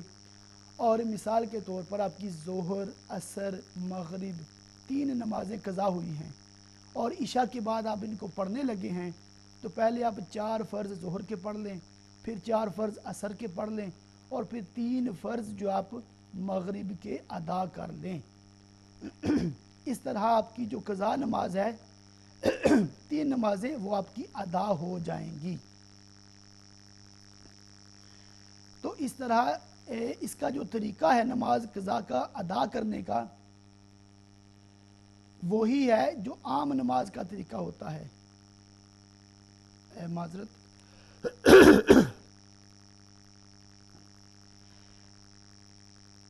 ایک کالر ہے, پہلے ان کو شامل کرتے ہیں. السلام علیکم. وعلیکم السلام ورحمۃ اللہ وبرکاتہ. مفتی صاحب, میرے عرض ہے کہ صورت نام کے متعلق میں نے عرض کرنی ہے جی جی کہ وہ تو خیر میں ترجمہ بھی پڑھتا ہوں, اس کے متعلق میں نے سنا ہوا ہے کہ یہ صبح اگر تلاوت کریں تو 70,000 فرشتے آپ کا تعینات کر جاتے ہیں آپ کی حفاظت کے لیے, اور رات کو پڑھیں تو 70,000 فرشتے تعینات کر رہے جاتے ہیں. جی جی میں اس لیے آپ سے عرض کی تھی کہ کوئی خاص برکات ہے اس کے متعلق تو وہ بتائیں. میں یہ چاہتا تھا کہ یہ کلیریفائی کر دیں آپ, مہربانی, شکریہ. جی جزاک اللہ خیر, آپ نے رابطہ کیا دوبارہ. جی بہت شکریہ. تو اس کے سورہ نعام کے پڑھنے کے بڑے فضائل ہیں احادیث مبارکہ میں, تو آپ اس کو تلاوت کو جاری رکھیں, اللہ تعالیٰ آپ کا یہ عمل قبول فرمائے, اور جس خاص مقصد کے لیے آپ پڑھتے ہیں اللہ تعالیٰ اس میں کامیابی عطا فرمائے. تو قضا نماز کا میں عرض کر رہا تھا, پہلے ظہر پڑھ لیں 4 فرض, پھر عصر پڑھ لیں, اور اس کے بعد مغرب کے 3 فرض ادا کر لیں. قضا نمازوں میں ایک سہولت علماء کرام یہ بتاتے ہیں, اگر وہ چاہیں تو آپشن آپ اختیار کر سکتے ہیں, اور اگر چاہیں تو نارمل جیسے نماز پڑھتے ہیں اسی طرح پڑھ لیں. وہ یہ فرماتے ہیں کہ جیسے رکوع اور سجدے کی تسبیحات 3 بار ہم پڑھتے ہیں, تو ان کو ایک بار پڑھ لیں تو وہ بھی کافی ہے. اور اسی طرح جو اتحیات کے بعد ہم درود ابراہیمی پڑھتے ہیں, پھر رب اجعلنی پڑھتے ہیں, تو یہ سارا پڑھنے کی بجائے اگر صرف اتنا پڑھ لیں, اللہم صلی علی سیدنا و مولانا محمد, تو اتنا بھی پڑھ کے آپ کی نماز مکمل ہو سکتی ہے. تو یہ ایک آپشن ہے, آپ کو ضروری نہیں ہے ایسا کرنا. جیسے میں نے پہلے وضاحت کی ہے, اسے لوگ بعض اوقات کنفیوز ہو جاتے ہیں. تو آپ نارمل طریقے سے جس طرح نماز پڑھتے ہیں اسی طرح قضا نماز بھی ادا کر لیں. صرف جو فرض ہیں اور جو وتر ہوتے ہیں ان کی قضا ہوتی ہے, سنتوں کی, نفلوں کی قضا نہیں ہوتی. تو اللہ تعالی ہمیں نماز وقت پہ ادا کرنے کی توفیق عطا فرمائے. ایک بہن ہے برمنگھم سے, السلام علیکم. وعلیکم السلام ورحمۃ اللہ وبرکاتہ. علامہ صاحب, اللہ رب العزت آپ کو درازیوں میں بالخیر عطا کرے. جی آمین. اور آپ کا کہنا اور ہمارا سننا قبول کرے. آمین. علامہ صاحب, سب سے پہلے آپ کو اور تمام سننے والوں کو رجب المرجب کے مہینے کی بہت بہت مبارک ہو. جزاک اللہ, آپ کو مبارک. اللہ رب العزت اس مہینے میں ہمیں رمضان المبارک کی تیاری کرنے کی توفیق عطا فرمائے, اور تمام ہماری دعاؤں کو شرف قبول عطا کرے. علامہ صاحب میرے 4 سوال ہیں، لیکن سوالات سے پہلے جیسے آپ نے فرمایا ہے کہ علامہ ایوب چشتی مطلب علیل ہیں، تو میری دعا ہے کہ اللہ رب العزت ان کو صحت عافیت اور کاملہ عطا کرے، اور انشاءاللہ یقیناً ان کی یہ بیماری ان کے درجات کی بلندی کا باعث ہوگی انشاءاللہ انشاءاللہ۔ علامہ صاحب ابھی جیسے آپ فرما رہے تھے کہ گناہ کا اظہار بھی گناہ ہے، جی جی بہت اچھا آپ نے لوگوں کی تربیت کی ہے، تو میرا آپ سے یہ سوال ہے کہ جو لوگ آن ایئر آ کے اس طرح کا سوال کرتے ہیں کہ میں نے جی شراب پی لی ہے تو اب اس کا کیا حکم ہے، میں نے نماز قضا کر لی، اب اس کا کیا حکم ہے، میں نے بیوی کو طلاق دے دی، تو مطلب کالرز کو کس طرح سوال کرنا چاہیے کہ ان کا مطلب جو مطلب گناہ کا اظہار بھی نہ ہو اور ان کو اپنے سوالات کا جواب بھی مل جائے؟ ٹھیک ہے، میں عرض کرتا ہوں۔ اور میرا دوسرا سوال یہ ہے کہ ابھی آپ نے فرمایا تھا بریک سے پہلے کہ ایک نماز سے دوسری نماز تک جو ہے ایک نماز سے دوسری نماز تمام مطلب جو گناہ مطلب معاف ہو جاتے ہیں، تو میں یہ پوچھنا چاہتی ہوں کہ کیا گناہ کبیرہ بھی معاف ہو جاتے ہیں یا صرف صغیرہ گناہ معاف ہوتے ہیں؟ ٹھیک، اور جیسے آج آپ کا موضوع تھا مطلب وراثت، اور اس کے بارے میں میرا یہ سوال ہے کہ جیسے بہت لوگ اپنی بچیوں کی شادی کر لیتے ہیں، اکثر لوگ، اور شادی میں زیور دیا، جہیز دیا، تو وہ یہی سمجھتے ہیں کہ بس ہم نے اپنی بیٹی کو اس کا حق مطلب دے دیا ہے، اور بعد میں وراثت میں اس کا کوئی حصہ بھی نہیں ہوتا، تو اس کا کیا شرعی حکم ہوگا؟ میں عرض کرتا ہوں۔ ٹھیک ہے، اور اگر کوئی مسلمان اپنی زندگی میں اپنے مال و اسباب کی اس نیت سے تقسیم کرتا ہے کہ بعد میں ورثہ میں جھگڑا نہ ہو، اور پھر بیٹی کو کم حصہ دے یا نہ دے، تو کیا اب بھی وہ جو گناہگار ہوگا کہ نہیں؟ ٹھیک، میں بھی عرض کرتا ہوں۔ ماشاءاللہ آپ نے بڑے اچھے سوال کیے ہیں۔ آپ سے درخواست ہے کہ ہم سب کے خاتمہ بالایمان اور بے حساب مغفرت کی دعا فرما دیں، اور بالخصوص میرے والدین کی بے حساب مغفرت کی دعا فرمائیے گا۔ جزاک اللہ خیر، احسن الجزاء۔ السلام علیکم ورحمۃ اللہ وبرکاتہ۔ وعلیکم السلام ورحمۃ اللہ وبرکاتہ۔ یغفر اللہ لنا ولکم، اللہ تعالی ہماری آپ کی مغفرت فرمائے، اور بالخصوص آپ کے والدین اور بالعموم تمام والدین جو دنیا سے رخصت ہو چکے، اللہ تعالی تمام کی مغفرت فرمائے، جنت الفردوس میں اعلیٰ مقام عطا فرمائے۔ تو میں عرض کر رہا تھا کہ جو نماز قضا اگر ہو جاتی ہے تو صرف فرض اور وتر قضا کریں گے، باقی اس کا طریقہ سیم ہے۔ اور ایک بھائی نے بڑا اچھا سوال کیا تھا مانچسٹر سے کہ زندگی میں وراثت کیا تقسیم کی جا سکتی ہے، یا کرنی چاہیے یا نہیں کرنی چاہیے؟ تو اس کا میں عرض کر دوں کہ جب کوئی شخص زندہ ہے وہ اپنے مال کا مالک ہے، وہ چاہے جہاں وہاں خرچ کر سکتا ہے۔ ایک اور کالر ہیں، السلام علیکم۔ وعلیکم السلام، کیسے ہیں؟ ٹھیک ہیں آپ؟ جی الحمدللہ، آپ سنائیں، ٹھیک ہیں؟ بس ٹھیک ٹھاک۔ میں نے ایک بات پوچھنی تھی کہ جب میں نماز پڑھتی ہوں تو سم ٹائم کبھی نہ مجھے لگتا ہے کہ میں بھول گئی ہوں، تو اس میں اگر میں نماز بھول گئی ہوں تو بعد میں مجھے یاد آ گیا ہے، تو پھر اس میں مجھے کیا کرنا چاہیے؟ ٹھیک ہے، اگر آپ بھول گئی تو بعد میں یاد آتا ہے تو پھر آپ کو پتہ چل جاتا ہے کیا غلطی کی ہے۔ جی مجھے لگتا ہے کہ میں پڑھتے پڑھتے میں کہتی میں سمجھتی ہوں کہ میں نے شاید 2 سنت پڑھی ہیں یا 2 فرض پڑھے ہیں، تو پھر بعد میں یاد آ جاتا ہے، تو پھر میں کہتی ہوں کہ مجھے کس نے کہا کہ سجدہ سہو کرنا پڑتا ہے، لیکن مجھے پتہ نہیں اس کا طریقہ کیا ہوتا ہے، تو میں اس کے بارے میں جاننا چاہتی ہوں، اور مجھے اس کا سجدہ سہو کیسے کیا جاتا ہے اس کے بارے میں جاننا چاہتی ہوں۔ اس طرح اگر نماز آپ بھول جاتے ہیں تو سجدہ صاحب اس سے نہیں ہوتا۔ اچھا، آپ کو ایک مطلب اگر بار بار ایسے وسوسے آتے ہیں تو ان کو آپ اگنور کر دیں۔ اچھا ٹھیک، ٹوٹلی ڈونٹ پے اٹینشن، اس کی طرف توجہ نہ دیں، اور آپ اپنے دل میں یہ نیت کریں کہ میں جان بوجھ کر غلط نہیں پڑھ رہی، اگر میں بھول جاتی ہوں تو یہ شیطان کی طرف سے ہے، شیطان وسوسے دلاتا ہے، اور پھر بندے کو شک ہوتی ہے پتہ نہیں سنتے پڑھی ہیں، پتہ نہیں فرض پڑھے ہیں، پتہ نہیں 1 رکعت پڑھی ہے، کم پڑھے یا زیادہ پڑھے ہیں، تو یہ شیطان کی طرف سے ہوتا ہے۔ آپ اس کو بالکل اگنور کر دیں، اور آپ ایک جو اندازے سے اپنے سے جس طرف آپ کا ذہن مائل ہوتا ہے اس طرح نماز کمپلیٹ کر لیں۔ آپ کو بعد میں بھی وسوسے آئیں تو آپ یہ ذہن میں رکھیں کہ اللہ تعالیٰ آپ کی نماز ضرور قبول کرے گا، اللہ تعالیٰ بڑا غفور الرحیم ہے، اور جو آپ نے اپنی طرف سے کوئی کوتاہی نہیں کیا، آپ نے وضو کیا، نماز پڑھی، مصلی پہ بیٹھی، تو یہ آپ نے بڑی ہمت کی ہے، اللہ تعالیٰ آپ کو جزائے خیر دے۔ اب آپ کو اللہ تعالیٰ کی رحمت پہ پورا یقین ہونا چاہیے کہ انشاءاللہ وہ آپ کو ثواب سے محروم نہیں کرے گا۔ इस तरह आप अगर 2-4 दिन करेंगी तो इंशाल्लाह आपके वसफ से नहीं, कभी कभी नहीं, कभी हो जाता तो फिर एक आंटी ऐसे कहती है कि वो तुम जगह भूल गए सजदा सजू करो, तो फिर मैंने कहा उससे सजदा साहब नहीं होता। सजदा साहब तब होता है जब कोई वाजिब मिस हो जाए। ओके, अच्छा। तो ये इसमें आपको मैं अर्ज़ कर रहा हूँ, तो वसफ से जो है उमूमन होती हैं ये, इनको इग्नोर करें तो ये इसका सबसे बड़ा इलाज भी होता है। ओके, अब बस आप मेरे लिए दुआ करना और इंशाअल्लाह मेरे बच्चों के लिए दुआ करना। अल्लाह ताला सब मुसलमानों के लिए आसानी फरमाए, जो भी नेक इजाज़त तमन्ना है पूरी फरमाए। ओके, शुक्रिया, खुदा हाफिज़। खुदा हाफिज़, जज़ाकल्लाह खैरा। तो भाई ने पूछा कि क्या ज़िंदगी में विरासत तकसीम करना ज़रूरी है। तो मसला ये है कि जो आप माल के मालिक हैं, अब ज़िंदगी में आप जहाँ चाहें जायज़ हलाल तरीके से ख़र्च कर सकते हैं। इसमें आपके किसी भी बेटे बेटी का, बीवी का कोई इख्तियार नहीं है कि आपको मजबूर करे। अब ज़रूरी आप पर नहीं है, वाजिब आप पर नहीं है।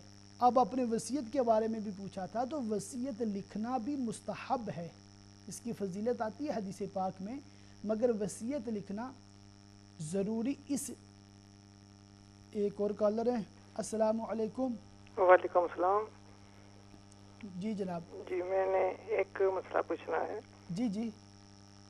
अगर कोई बंदा है उसको ज़कात नहीं लगती, जैसे कि औरतें है तो वो बहुत गरीब, ठीक है, बच्चे हैं, सोने के लिए चारपाई भी नहीं है, अगर उनके पास थोड़ा जेवर है उस औरत के पास, जी जी, उनको ज़कात नहीं लगती, तो उनको जो फिदिया है, अगर किसी ने पीछे जिंदगी में कोई कज़ा रोज़े जो रखने थे नहीं रखे, तो फिदिया अगर कोई देना चाहे तो उनको फिदिया वो लग सकता है कि नहीं?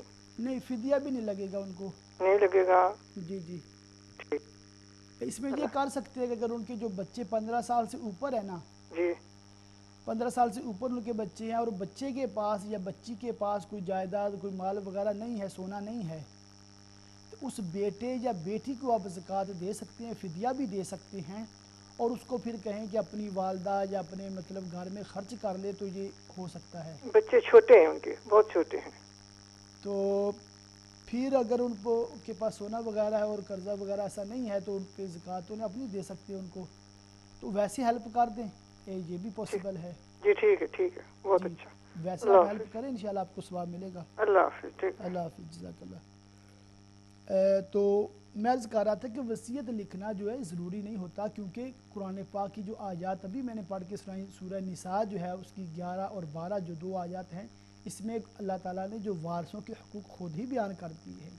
हाँ, ये उलमा किराम बताते हैं, किताबों में लिखा है कि अगर कोई ऐसा बच्चा या ऐसा कोई लड़का या ऐसा कोई रिश्तेदार है जिसको वरासत में से हिस्सा नहीं मिल रहा, तो अगर आप चाहें तो उनके लिए अलग से वसीयत कर दें ताकि वो भी महरूम ना हो। जैसे मिसाल के तौर पर किसी का बेटा ज़िंदा है और उसका एक पोता भी है जो कि दूसरे बेटे से है और दूसरा बेटा फौत हो गया है। अब चूँकि चचा ज़िंदा है इसलिए भतीजे को कुछ नहीं मिलेगा, पोता महरूम होगा, तो बेहतर है कि दादा जान ज़िंदगी में उस पोते के लिए थोड़ी वसीयत कर दें ताकि वो भी महरूम ना हो। मगर ये वसीयत लिखना कंपलसरी नहीं होता, ये मुस्तहब है। एक और बहन है स्टोक-ऑन-ट्रेंट से। अस्सलाम वालेकुम। अस्सलाम वालेकुम रहमतुल्लाह बरकातहू। जी वालेकुम सलाम। क्या हाल है? अल्लाह मसला खैरियत से हैं? जी अल्लाह का करम है। जैसे आप ज़कात के बारे में बता रहे हैं, तो मेरा ये क्वेश्चन है कि सैयद को ना ज़कात लगती है, तो किसी ने ये भी कहा है सैयद को ज़कात देनी भी नहीं चाहिए चाहे वो कितना भी अमीर है। जी जी, ये भी सवाल का जवाब दीजिए कि अगर सैयद के पास बहुत कुछ है तो उसको उस पर भी ज़कात वगैरह कितनी देनी चाहिए? तो मतलब सैयद को ज़कात नहीं देनी चाहिए या सैयद ज़कात ही ना दे? ये क्वेश्चन है मेरा कि सैयद को ज़कात नहीं देनी चाहिए, नहीं लगती है, और अगर उसके पास खुद माल हो तो उस पर भी ज़कात फ़र्ज नहीं है। उस पर तो फ़र्ज होगी ना, उस पर फ़र्ज होती है। ये किसी ने इस तरह सवाल किया था। मेरा दूसरा ये क्वेश्चन है, अगर आपकी जायदाद है, पैसा वगैरह, जॉइंट अकाउंट है मियाँ बीवी का, जी जी, दोनों में से एक की डेथ होती है, क्या जो जिसकी डेथ होगी दूसरा पूरा मालिक बच जाएगा, बच्चे भी हैं, क्या वो बच्चों को अपनी मर्जी से देगा? जो भी मालिक बनेगा, मियाँ बने या बीवी बने, दोनों का जॉइंट है, मकान घर है, बेटी, میں سمجھ گیا جی جی دوسرے سوال کا یہ جواب دیجیے تو رہنمائی کیجیے. بہتر میں دعاؤں میں یاد کیجیے. جزاک اللہ خیر. السلام علیکم. جی بہت شکریہ آپ کا. اللہ تعالیٰ آپ کو اور ہمیں دنیا اور آخرت میں بھلائیاں عطا فرمائے. تو میں عرض کر رہا تھا کہ جو وصیت ہے وہ بعض صورتوں میں مستحب ہوتی ہے. اچھا تو اب مسئلہ یہ ہے کہ جو مال آپ مالک ہیں تو جس کو دیں جس کو چاہے نہ دیں کوئی پرابلم آپ پہ نہیں ہے. جب بندہ فوت ہو جاتا ہے تو اس کے بعد وراثت جو ورثہ ہے اس کے حقدار بنتے ہیں. زندہ والدین سے کوئی بھی بیٹا یا بیٹی ڈیمانڈ نہیں کر سکتے. They don't have no right. ان کو کوئی اختیار نہیں ہے. باپ کا جو مال ہے وہ باپ اس کا مالک ہے. والدہ کے پاس جو ہے وہ اس کی مالکہ ہے. تو بچوں کو تنگ والدین کو نہیں کرنا چاہیے. اس کا کوئی حق نہیں رکھتے. ہمارے احمد خان صاحب نے پوچھا کہ احد پہاڑ کے بارے میں پیارے آقا صلی اللہ علیہ وسلم نے فرمایا یہ ہم سے محبت کرتا ہے. تو ہم سے کیا مراد ہے؟ کیا صرف پیارے آقا صلی اللہ علیہ وسلم کی ذات والا ہے یا تمام صحابہ یا اہل بیت بھی میں شامل؟ تو ایسا نہیں ہے. اس کی شرح میں علماء کرام نے یہی لکھا کہ احد اللہ تعالیٰ کے رسول بی بی آمینہ کے پھول جناب حضرت سیدنا محمد الرسول اللہ صلی اللہ تعالیٰ علیہ وآلہ وسلم آپ سے محبت کرتا ہے. تو یہ ہم کی نسبت پیارے آقا نے اپنی طرف کی ہے, اپنی ذات کی طرف کی ہے. تو اس سے ہمیں یہ بھی اندازہ لگتا ہے کہ اللہ تعالیٰ کے رسول سے مطلب انسان ہی نہیں بلکہ ساری کائنات کی چیزیں اللہ تعالیٰ کے رسول سے محبت کرتی ہیں, آپ کی معرفت رکھتی ہیں, آپ کی نبوت کو تسلیم کرتی ہیں.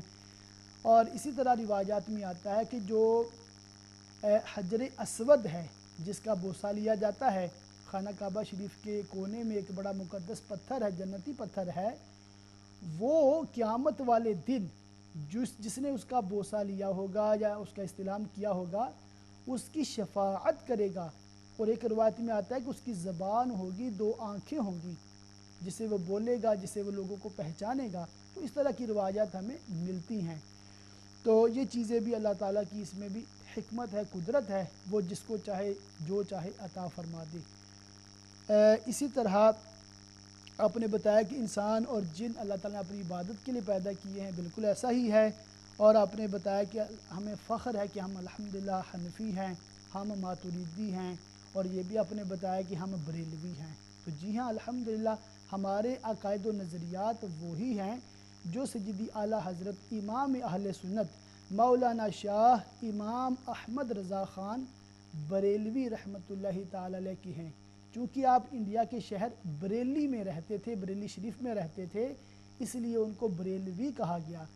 اور آپ مسلکاً مذہباً سنی ہیں, حنفی ہیں, قادری ہیں. تو ہم الحمدللہ ان سے محبت کرتے ہیں. جو لوگ ہمارے انڈیا پاکستان میں سیدی اعلیٰ حضرت کے تعلیمات سے اختلاف کرتے ہیں وہ سنی نہیں ہیں. اللہ تعالیٰ ہمیں مسلک اعلیٰ حضرت پر استقامت عطا فرمائے, اور اس پہ الحمدللہ ہم خوش ہیں, ہم فخر ہیں, اللہ تعالیٰ کا شکر ادا کرتے ہیں کہ ہم بریلوی ہیں. ایک سسٹر ہیں, السلام علیکم. وعلیکم السلام. کیا حال علامہ صاحب, ٹھیک ہے آپ؟ جی اللہ کا کرم ہے. جی علامہ صاحب میرا ایک کویسچن ہے. میں نے یہ پوچھنا تھا کہ اگر آپ کا کوئی بھائی یا بہن یا کوئی بھی رشتہ آپ کے ساتھ اپنے کسی دکھ کا اظہار کر رہا ہے آپ کے سامنے, اگر وہ کسی رشتے سے ہرٹ ہوا ہے اور وہ آپ کو بتا رہا ہے اپنے اس دکھ کے بارے میں کہ اس میرے رشتے نے مجھے ایسے ہرٹ کیا, میں دکھی ہوں اس ٹائم پہ ایسے ایسے, اور آپ اس کو آگے سے تسلی دیتے ہو اور اس کو کہتے ہو کہ کوئی بات نہیں, اللہ سبحانہ تعالیٰ جو کہتے ہیں صبر کرو, صبر کرنے والوں کو اللہ تعالیٰ ساتھ دیتے ہیں, اور ایسی باتیں ہو رہی ہیں, تو آیا کہ یہ غیبت میں جائے گا؟ ٹھیک, اچھی توجہ دلائی آپ نے. ٹھیک ہے, اور کوئی سوال؟ نہیں علامہ صاحب. ٹھیک ہے, میں انشاءاللہ پہ عرض کرتا ہوں. ٹھیک ہے, اللہ حافظ. اب بہن نے برمنگم سے پوچھا ہے کہ سوال کرنے کا طریقہ کیا ہے. کہ بعض اوقات لوگ اس طرح سوال کرتے ہیں کہ اپنی طرف نسبت کر دیتے ہیں, کہتے ہیں کہ میں نے نماز قضا کی ہے, یا کہہ دیتے ہیں میں نے شراب پی ہے تو میں توبہ کیسے کروں. تو دیکھیں اب کوئی بھی سوال کریں, اگر ایسا کوئی سوال ہے جس میں کسی گناہ کا اظہار ہو رہا ہے یا کوئی آپ کا پرسنل میٹر ہے, تو چونکہ آپ ٹی وی پہ بات کر رہے ہیں, آن ایئر بات کر رہے ہیں, تمام لوگ سن رہے ہیں, تو اس میں احتیاط ہے کہ آپ ایسے کریں کہ اگر کسی کے ساتھ یہ مسئلہ ہو تو کیا حکم ہے. اس طرح بات کرے. اس کی مثالیں بھی کتابوں میں دی گئی ہیں. جیسے کہا جائے کہ مثلا اگر زید شراب پیتا ہے تو اس کا کیا حکم ہے. تو زید سے مراد کوئی خاص فرد نہیں ہے بلکہ ایک بطور مثال زید کا نام استعمال ہوا ہے. تو آپ زید بھی نہ کہیں کہ ایسا نہ ہو کہ آپ کا کوئی زید دوست ہو تو پھر آپ سے ناراض ہی ہو جائے. تو آپ احتیاط اس میں ہے کہ آپ کہیں کہ اگر کوئی شراب پیتا ہے تو اس کا کیا حکم ہے. اگر کسی کی دن کی نمازیں قضا ہو جاتی ہیں تو وہ رات کو عشاء کے بعد کیسے ادا کرے. تو یہ ایک بڑے محتاط کلمات ہیں, اس پہ عمل کرنا چاہیے. ویسے اگر کسی عالم دین کے پاس پرسنلی آپ جاتے ہیں تو آپ اگر اظہار بھی کر دیتے ہیں تو اس میں گناہ نہیں ہے, مگر آپ کی پرائیویسی جو ہے وہ اس سے مجروح ہوتی ہے اور لوگوں کو آپ پہ خواہ بدگمانیاں ہوتی ہیں. تو اللہ تعالی ہم سب کے جو عیوب ہیں اس پہ پردہ ہی ڈالے رکھے اور ہمیں ان عیوب سے اللہ تعالیٰ پاک فرمائے اور ہمیں زیادہ سے زیادہ نیک اعمال کی توفیق عطا فرمائے. پھر بہن نے پوچھا کہ میں نے جو عرض کیا ہے کہ ظہر نماز پڑھنے سے فجر سے لے کر ظہر تک کی صغیرہ کبیرہ اللہ تعالیٰ معاف کر دیتا ہے. تو ظاہر سی بات ہے کبیرہ میں توبہ شرط ہوتی ہے, مگر یہ بھی ایک حقیقت ہے کہ کبیرہ بھی اللہ تعالیٰ کی رحمت سے ہی معاف ہوتے ہیں جس طرح اس کی رحمت سے صغیرہ معاف ہوتے ہیں. تو بعض علماء نے ان روایات کی جس میں گناہوں کی معافی کا ذکر ہے وہ کہتے ہیں کہ اس میں ہمیں صغیرہ کی قید نہیں لگانی چاہیے کہ اللہ تعالیٰ کی رحمت بہت بڑی ہے, وہ چاہے تو صغیرہ کے ساتھ ساتھ کبیرہ بھی معاف فرما دے. تو اس ضمن میں نے عرض کیا تھا. تو ویسے علماء یہی بتاتے ہیں کہ کبیرہ کے لیے توبہ بھی شرط ہے. تو اللہ تعالیٰ ہمیں اس کی توفیق عطا فرمائے. آپ نے بڑا اچھا سوال کیا اور آج کے ٹاپک سے ریلیٹڈ ہے. تمامی ناظرین بڑی توجہ فرمائیں. امہ چینل پر الحمدللہ بھی وراثت کے مسائل ڈسکس ہوں گے. ہو سکتا ہے اس میں 4 سے 5 ہفتے لگیں, تو انشاءاللہ ہمیں کوئی جلدی نہیں ہے. تو کوشش نیت میری یہی ہے کہ اس کی تفصیلاً آپ کی بارگاہ میں عرض کیا جائے تاکہ اس پر بھی ہمارا عمل ہو جائے. بہن نے یہ سوال کیا ہے کہ والدین بیٹی کو بہت بڑا جہیز دیتے ہیں. جب اس کی شادی ہوتی ہے جیولری وغیرہ اور سب کچھ جہیز میں جو کچھ ہوتا ہے بہت بڑا فنکشن کرتے ہیں, اور ان کے ذہن میں اور اس کے بھائیوں کے ذہن میں یہ ہوتا ہے کہ ہم اب بہن کو وراثت میں سے کچھ نہیں دیں گے, اب ہم نے اس کو ایڈوانس میں پیمنٹ کر دی ہے. تو یہ طریقہ بالکل غلط ہے, یہ غیر اسلامی طریقہ ہے. جس وقت کوئی شخص فوت ہوتا ہے اس وقت اس کے جو زندہ وارث ہیں صرف ان کو حصہ ملتا ہے. مثال کے طور پر کوئی شخص بہت امیر ہے, اس کے 2 بیٹے ہیں 2 بیٹیاں ہیں. 2 بیٹوں میں سے ایک بیٹا اس شخص کی زندگی میں انتقال کر گیا. اب جو اس کی جو وراثت یہ شخص جب انتقال کرے گا تو اس وراثت میں 2 بیٹوں کا حصہ نہیں نکلے گا, صرف ایک بیٹے کا حصہ نکلے گا کیونکہ اس وقت وہی زندہ ہے. اور اسی طرح 2 بیٹیاں ہیں تو دونوں کو حصہ ملے گا. اب یہ جو جہیز دیا جاتا ہے یہ والدین بطور احسان اپنی بیٹی کو دے رہے ہوتے ہیں. حالانکہ اگر ہم شریعت کے بارے میں دیکھیں جہیز دینا سنت ضرور ہے. خود ہمارے آقا صلی اللہ علیہ وسلم نے اپنی بیٹی بی بی فاطمہ زہرا رضی اللہ تعالیٰ عنہ کو جہیز دیا تھا, یہ سنت ہے مگر والدین پر واجب یا ضروری نہیں ہے. ایک اور کالر ہے. السلام علیکم. ہیلو السلام علیکم. جی وعلیکم السلام. آپ کو سب سننے والوں کی خدمت میں السلام علیکم ورحمۃ اللہ وبرکاتہ. جی وعلیکم. میں نے مولانا صاحب کہنا تھا کہ میں ایک مشکل میں گرفتار ہوں, آپ دعا فرماتے ہیں کہ میری مشکل حل ہو جائے. جی انشاءاللہ. اور میں کون سی تصویر پڑھوں؟ جی ٹھیک ہے سسٹر, اللہ تعالیٰ آپ کی مشکل کو آسان فرمائے. میرے ہسبینڈ فوت ہو چکے ہیں, ان کے لیے دعا مغفرت فرماتے ہیں. جی جی ٹھیک ہے. اور جو بھی آپ کے رشتہ دار فوت ہوئے اللہ تعالیٰ ان کی مغفرت فرمائے, آپ کو صبر جمیلہ اس پہ اجر عظیم عطا فرمائے. تو میں عرض کر رہا تھا جو جہیز دیا جاتا ہے یہ والدین کی طرف سے بیٹی کو گفٹ ہے. اس کا یہ مطلب نہیں ہے کہ کل کو بھائی کہیں کہ آپ کو ہم نے وہ 50 لاکھ کا جہیز دے دیا تھا تو اب آپ کو وراثت میں سے کچھ نہیں ملے گا. تو اب دیکھیں کہ جو بھائی یہ دعویٰ کر رہا ہے کہ جہیز دے دیا ہے تو بس اس کا حق ادا ہو گیا. تو بھائی بھی غور کرے, بچپن سے لے کر 20-25 سال کی عمر تک یہ باپ کے پیسوں پر پلتا رہا ہے. جی کیا سوال ہے؟ جی صابر بھائی ہیں, السلام علیکم. جی وعلیکم السلام. حضور ٹھیک ہیں آپ؟ جی اللہ کا احسان, آپ سنائیں. بس حضور ایک چھوٹا سا کویسچن ہے جی کہ ہم لوگ جو بینکوں میں اکاؤنٹ میں ہمارے پیسے ہوتے ہیں, جی جی سم ٹائم آپ اس کو جلدی سے نہیں ٹرانزیکشن کرتے, کچھ دیر پڑے رہتے ہیں, تو اس میں بینک والے انٹرسٹ ڈال دیتے ہیں کہ ہم آپ کو اتنا انٹرسٹ دے رہے ہیں. ٹھیک. بعض دفعہ مطلب مہینہ نہیں ہم یوز کرتے پیسے, تو اس پہ انٹرسٹ وہ دیتے ہیں کہ یہ ہم آپ کو دے رہے ہیں. تو کیا وہ ہمارے لیے جائز ہے؟ اس کو ہم استعمال اپنے لیے کر سکتے ہیں کہ نہیں کر سکتے؟ جی میں عرض کرتا ہوں. اور سوال؟ جی بس بہت شکریہ. بہت شکریہ آپ کا, جزاک اللہ خیر. تو جو بھائی یہ دعویٰ کر رہے ہیں کہ بہن کو جہیز مل گیا بس اس کو اور کچھ نہیں ملے گا, تو وہ بھی تو بتائے نا. 20-25 سال باپ کے پیسوں پر وہ یشی کرتے رہے ہیں, سیریں کرتے رہے ہیں, ہالیڈیز پہ جاتے رہے ہیں, کاریں خریدتے رہے ہیں, اور بڑی بڑی مہنگی مطلب لباس خریدتے رہے ہیں, اور بڑی بڑی پارٹیاں کرتے رہے ہیں. تو ان کا بھی تو پھر حق تو ان کا بھی مل گیا ہے.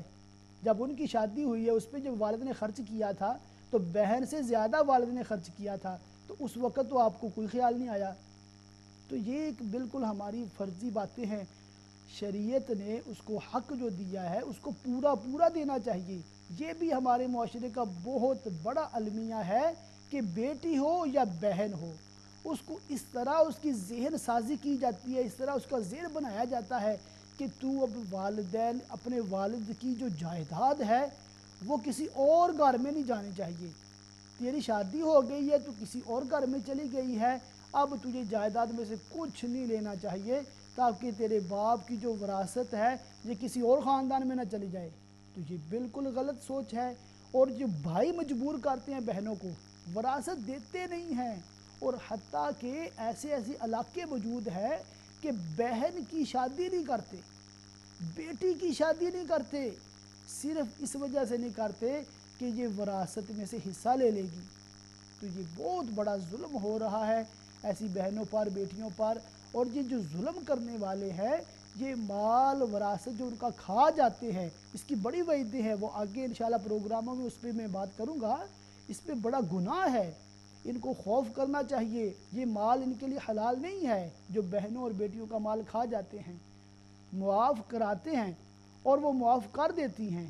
تو یہ مطلب کبھی ایسا ہوا ہے کہ بہن نے کہا ہو بھائی کو, بھائی تو معاف کر دے, سارا مجھے دے دے.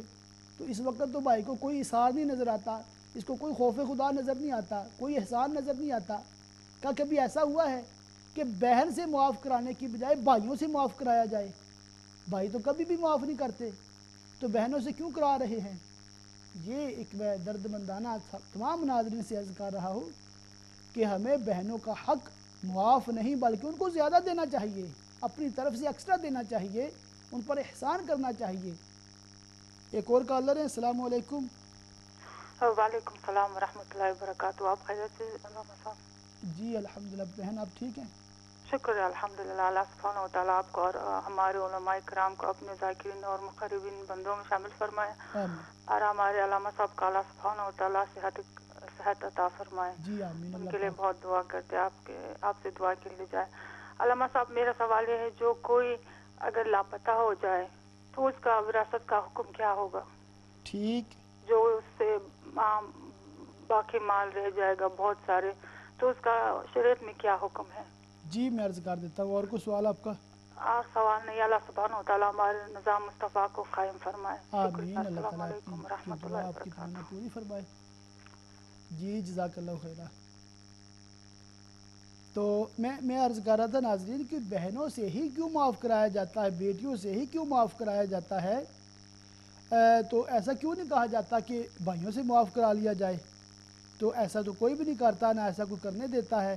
تو ہمیں بہنوں کا, بیٹیوں کا جو شریعت نے حق دیا ہے ان کا وہ حق ہمیں پورا دینا چاہیے, اور اس میں ہمیں کسی قسم کا کوئی ایسا کام نہیں کرنا چاہیے. بہنوں کو, بیٹیوں کو مجبور نہیں کرنا چاہیے, ان سے معافی نہیں کروانی چاہیے.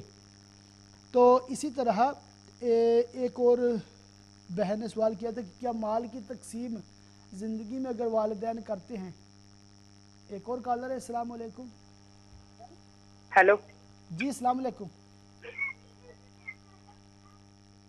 جی آپ آن ایئر ہیں, بات کریں آپ. آواز آ رہی ہے آپ کو؟ جی وعلیکم السلام. جی بہن بات کریں. جی میرا ایک سوال ہے کہ عصر کی اور عشاء کی جو سنتیں ہیں جی جی اور جو نوافل پڑھے جاتے ہیں ان کا کیا طریقہ ہے؟ پلیز ابھی بتا دیں. جو عصر کی اور عشاء کی جو 4 سنتیں قبلیہ پڑھی جاتی ہیں ان کو کہتے ہیں سنت غیر مؤکدہ. جی. جو آپ دوسری رکعت میں اتحیات کے لیے بیٹھیں گے اس میں آپ درود ابراہیمی بھی پڑھیں گی اور جو دعا پڑھتی ہیں ربی جلی وہ بھی مکمل یوم یقوم الحساب تک پڑھیں گی. سلام نہیں پھیریں گی, پھر کھڑی ہو جائیں گی. جی. اور تیسری رکعت آپ سبحانک اللہ سے شروع کریں گی. ٹھیک ہے. لیکن کچھ لوگ کہتے ہیں کہ کچھ عالم کہتے ہیں کہ یہ کس جگہ پہ لکھا ہوا ہے کہ یہ جو سنتیں غیر مؤکدہ ہیں اور نوافل ہیں ان کا پڑھنے کا طریقہ یہ ہے. یہ تمام جو فقہ کی کتابیں ہیں, فقہ حنفی کی تمام کتابوں میں لکھا ہوا ہے. کس کی, کون سی کتاب؟ مثال کے طور پر بہار شریعت جو اردو میں جو فقہ حنفی کی کتاب ہے. جی. بہار شریعت آپ جی نوٹ کر لیں. بہار شریعت. بہار شریعت ٹھیک ہے. بہار شریعت اس کی جلد وغیرہ کیونکہ اس کی بہت ساری جلدیں ہیں نا. جی جی بہار شریعت کی جو حصے ہیں جو چیپٹر ہے اس میں 20 چیپٹر ہیں. تو جو چیپٹر نمبر 3 ہے, چیپٹر نمبر 3 میں اس طرح کے سارے مسائل نماز کے لکھے ہوئے ہیں. اچھا بہار شریعت کا چیپٹر نمبر 3 میں. جی حصہ نمبر 3 ہے. تو اس سے آپ یہ دیکھ لیں انشاءاللہ اس میں آپ کو ساری تفصیل مل جائے گی. ٹھیک ہے. بہت بہت جزاک اللہ. ٹھیک ہے جزاک اللہ خیرہ, نو پرابلم. تو میں عرض کر رہا تھا کہ بہنوں اور بیٹیوں سے معاف کرانے کے بجائے ان کو پورا پورا حق دینا چاہیے. اور اگر کوئی اپنی زندگی میں اپنی اولاد میں تقسیم کرنا چاہتا ہے تو وہ پھر حصے تقسیم نہیں کرے گا بلکہ جتنا بیٹے کو دے گا اتنا ہی بیٹی کو دے گا. زندگی میں والدین, والد یا والدہ اگر اولاد کو کوئی چیز دیتے ہیں تو حکم شریعت کا یہ ہے کہ بیٹے اور بیٹی کو برابر دیں. وہ جو للذکر مثل حظ الانثیین ہے کہ لڑکے کو لڑکی کا دگنا, وہ وراثت میں ہوتا ہے, گفٹ میں نہیں ہوتا. گفٹ اگر زندگی میں کرتے ہیں والدین تو ان کے لیے حکم یہ ہے کہ جتنا بیٹے کو دیا اتنا ہی بیٹی کو دے. بلکہ فتاوی رضویہ میں سیدی اعلیٰ حضرت علیہ رحمہ اس بات کی طرف بھی توجہ دلاتی ہیں کہ بیٹیوں کا دل وہ زیادہ سافٹ ہوتا ہے, زیادہ نرم ہوتا ہے. تو ایسا چاہیے کہ جب بھی دے, بیٹا اور بیٹی دونوں موجود ہیں تو ابتدا بیٹی سے کرنی چاہیے. پہلے بیٹی کو دے بعد میں بیٹے کو دے.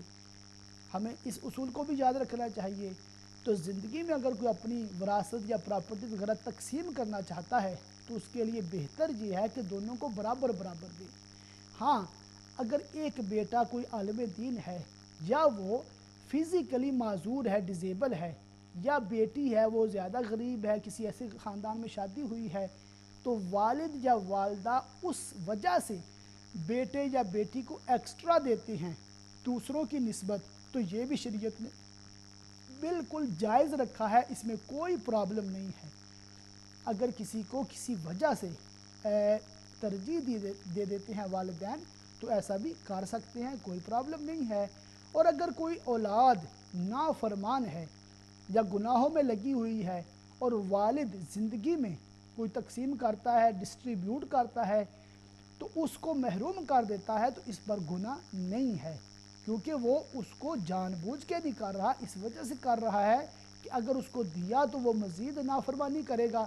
جیسے بعض بچے ڈرگز پہ لگ جاتے ہیں, نشے کے عادی ہوتے ہیں اور ایسے گندے کاموں میں لگ جاتے ہیں, تو اس کو اگر والد جتنے زیادہ پیسے دیں گے وہ اتنے زیادہ حرام کاموں میں خرچ کریں گے, تو اس سے بہتر ہے ان کو نہ دیا جائے. مگر جب وراثت تقسیم ہوگی, جب کوئی شخص فوت ہو جائے گا, پھر یہ نہیں دیکھا جائے گا کہ کون پرہیزگار ہے اور کون نہیں پرہیزگار, بلکہ سب کو پورا پورا حق دیا جائے گا. کیونکہ اب یہ جو وراثت کا مسئلہ ہے یہ کسی کا ذاتی مسئلہ نہیں ہے, بلکہ یہ وراثت کا جو مسئلہ ہے یہ شریعت کا بنایا ہوا قانون ہے. اور یہ اسی قانون کے مطابق اس کی تقسیم ہونی چاہیے۔ یہ تمامی ناظرین کے لیے بہت ضروری بات ہے، تو امید ہے انشاءاللہ آپ نے یہ بات سمجھ لی ہوگی، اور جس بات کی طرف توجہ دلائی جا رہی ہے انشاءاللہ آپ نے سمجھ لیا ہوگا۔ اللہ تعالی ہمیں اس پہ عمل کی توفیق عطا فرمائے۔ اور اسی طرح وصیت کے بارے میں ایک حدیث پاک وہ ہمیں ملتی ہے بخاری شریف سے، اور انشاءاللہ میں وہ حدیث پاک بھی عرض کروں گا، تو تمام ناظرین اگر اس حدیث پاک پہ توجہ کر لیں گے تو انشاءاللہ ان کو یہ مسئلہ بھی جو وصیت کا مسئلہ ہے وہ ضرور انشاءاللہ ان کو سمجھ آ جائے گا۔ مگر اس سے پہلے ایک مسئلہ میں یہ عرض کر دوں، بہن نے پوچھا کہ کسی کا اگر جوائنٹ اکاؤنٹ ہے، میاں بیوی کا اکٹھا اکاؤنٹ تھا، اب دونوں میں سے ایک فوت ہو گیا، مثال ہے کہ شوہر فوت ہو گیا، تو کیا جو بیوی ہے وہ تمام مال اپنی ملکیت میں لے سکتی ہے، یا وہ اس کی اولاد میں وراثت کے قانون کے مطابق تقسیم کیا جائے گا؟ تو پیاری بہن مسئلہ یہ ہے کہ جو جوائنٹ اکاؤنٹ ہے اس میں ہمیں یہ احتیاط رکھنی چاہیے کہ ہم یہ ڈکلیئر کر دیں، ہم یہ واضح کر دیں کہ اس جوائنٹ اکاؤنٹ میں شوہر کا کتنا حق ہے اور بیوی کا کتنا حق ہے۔ اور اگر ایسی سچویشن ہے کہ ساری کمائی شوہر کی ہے اور جوائنٹ اکاؤنٹ اس لیے بنایا ہے کہ بیوی اس میں سے خرچ کرتی رہے جہاں جہاں ضروری سمجھے، اور حقیقتاً مالک شوہر ہی ہے، تو پھر وہ سارا مال یہاں کے انگریزی قانون کے مطابق تو بیوی کی ملکیت میں چلا جائے گا، پراپرٹی وغیرہ بھی بیوی کی ملکیت میں جاتی ہیں، مگر آپ پر شریعت نے جو لازم کیا ہے وہ آپ وراثت کا مسئلہ کسی مفتی صاحب سے سمجھ لیں، پورا وہ اپنا اولاد کی تفصیل سارا، اگر اس کے شوہر کے والدین زندہ ہیں تو ان کا بھی ذکر کریں، تو وہ آپ کو ایک ریٹن بتا دیں گے کہ کس رشتہ دار کو کتنے پرسنٹ دینا ہے، تو وہ پھر آپ اپنی مرضی سے، بلکہ آپ پر واجب ہے کہ آپ اس رشتہ دار کو اپنے اکاؤنٹ میں سے اتنا حصہ ضرور ادا کر دیں، یہ آپ پر لازم ہوگا۔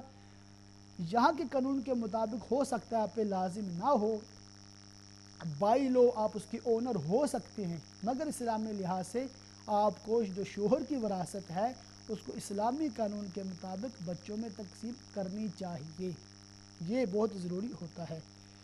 تو وصیت کے بارے میں تمامی ناظرین ایک حدیث پاک میں عرض کرنے لگا ہوں، وہ بڑی توجہ کے ساتھ سماعت کر لیں۔ صحیح بخاری اور صحیح مسلم، سعد بن ابی وقاص رضی اللہ تعالیٰ عنہ سے راوی، وہ فرماتے ہیں کہ میں فتح مکہ کے سال اس قدر بیمار ہوا کہ موت کے قریب ہو گیا، تو میرے پاس رسول اللہ صلی اللہ علیہ وسلم عیادت فرمانے کے لیے تشریف لائے۔ میں نے عرض کیا یا رسول اللہ، میرے پاس کثیر مال ہے اور میری بیٹی کے سوا اس کا کوئی وارث نہیں، تو کیا میں اپنے کل مال کی وصیت کر دوں؟ آپ نے جواب ارشاد فرمایا نہیں۔ میں نے عرض کیا تو کیا 2 ثلث وصیت کر دوں؟ آپ نے فرمایا نہیں۔ میں نے عرض کیا تو کیا آدھے مال کی وصیت کر دوں؟ آپ نے فرمایا نہیں۔ میں نے عرض کیا کہ کیا تہائی مال کی 1/3 کی وصیت کر دوں؟ آپ نے فرمایا تہائی مال، اور تہائی مال بہت ہے، تیرا اپنے ورثاء کو غنی چھوڑنا۔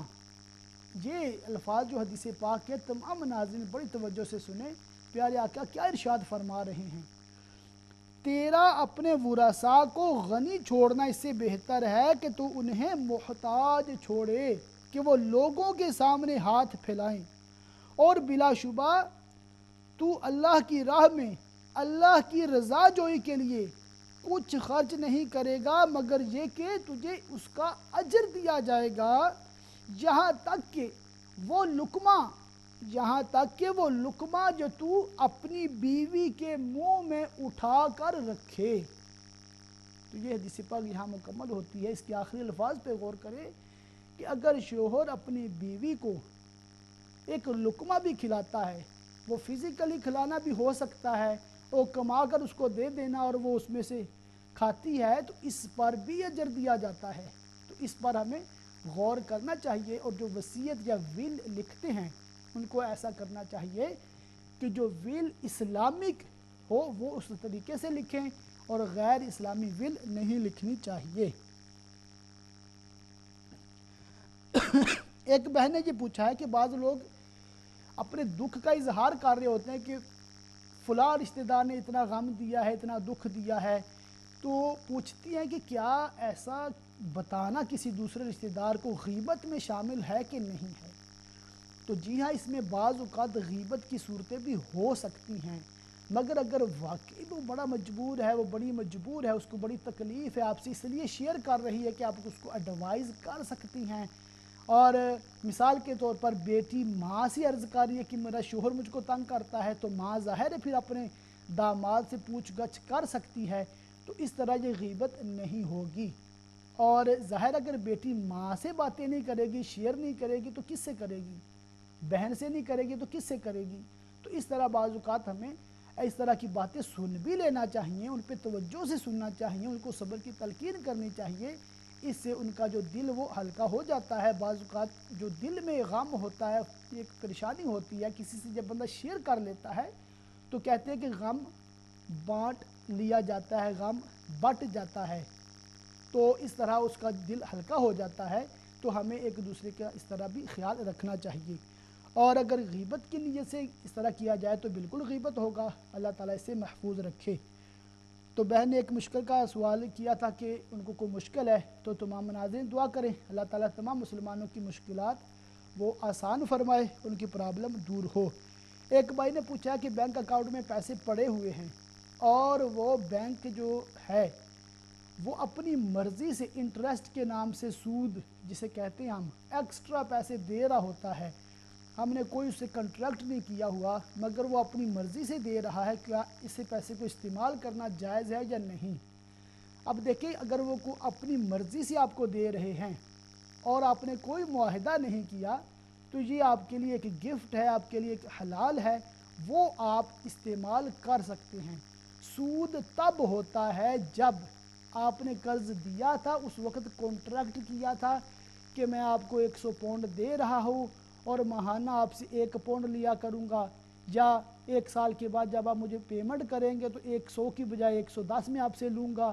تو اس طرح کا جو کانٹریکٹ معاہدہ ہوتا ہے اسے سود کہا جاتا ہے۔ ویسے بھی جو ہم ایک دوسرے کو قرض دیتے ہیں دوسرے کی ہیلپ ہو جاتی ہے، قرض دے کر جب واپس کیا جاتا ہے تو وہ جو پیسے آپ نے لیے تھے ہم اتنے ہی واپس کرتے ہیں، تو یہ بالکل جائز ہے، حلال ہے، سنت سے ثابت ہے، بلکہ سنت سے یہ بھی ثابت ہے کہ اس کو تھوڑے ایکسٹرا واپس کیے جائیں۔ اب یہ سود نہیں ہوگا کیونکہ اس کا کوئی کانٹریکٹ یا معاہدہ نہیں کیا گیا تھا۔ اگر آپ نے کسی سے 1 لاکھ روپیہ لیا ہے اور 1 سال بعد یا 2 سال بعد آپ نے اس کو واپس کیا ہے، تو اگر آپ 1 لاکھ کی بجائے 1,10,000 12,000 اپنی خوشی سے اس کو دے دیتے ہیں تو یہ سود نہیں ہوتا بلکہ یہ گفٹ ہوتا ہے۔ اس طرح آپ کا کرنا بالکل جائز ہے۔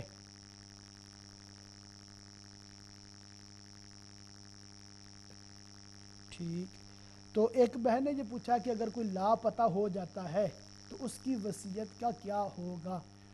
تو لاپتہ اگر کوئی شخص ہو جاتا ہے تو اس کا مسئلہ ہے مفقود الخبر والا ہوتا ہے، اس کی کافی تفصیل ہے، وہ انشاءاللہ آئندہ پروگرامز میں ڈسکس ہوگی۔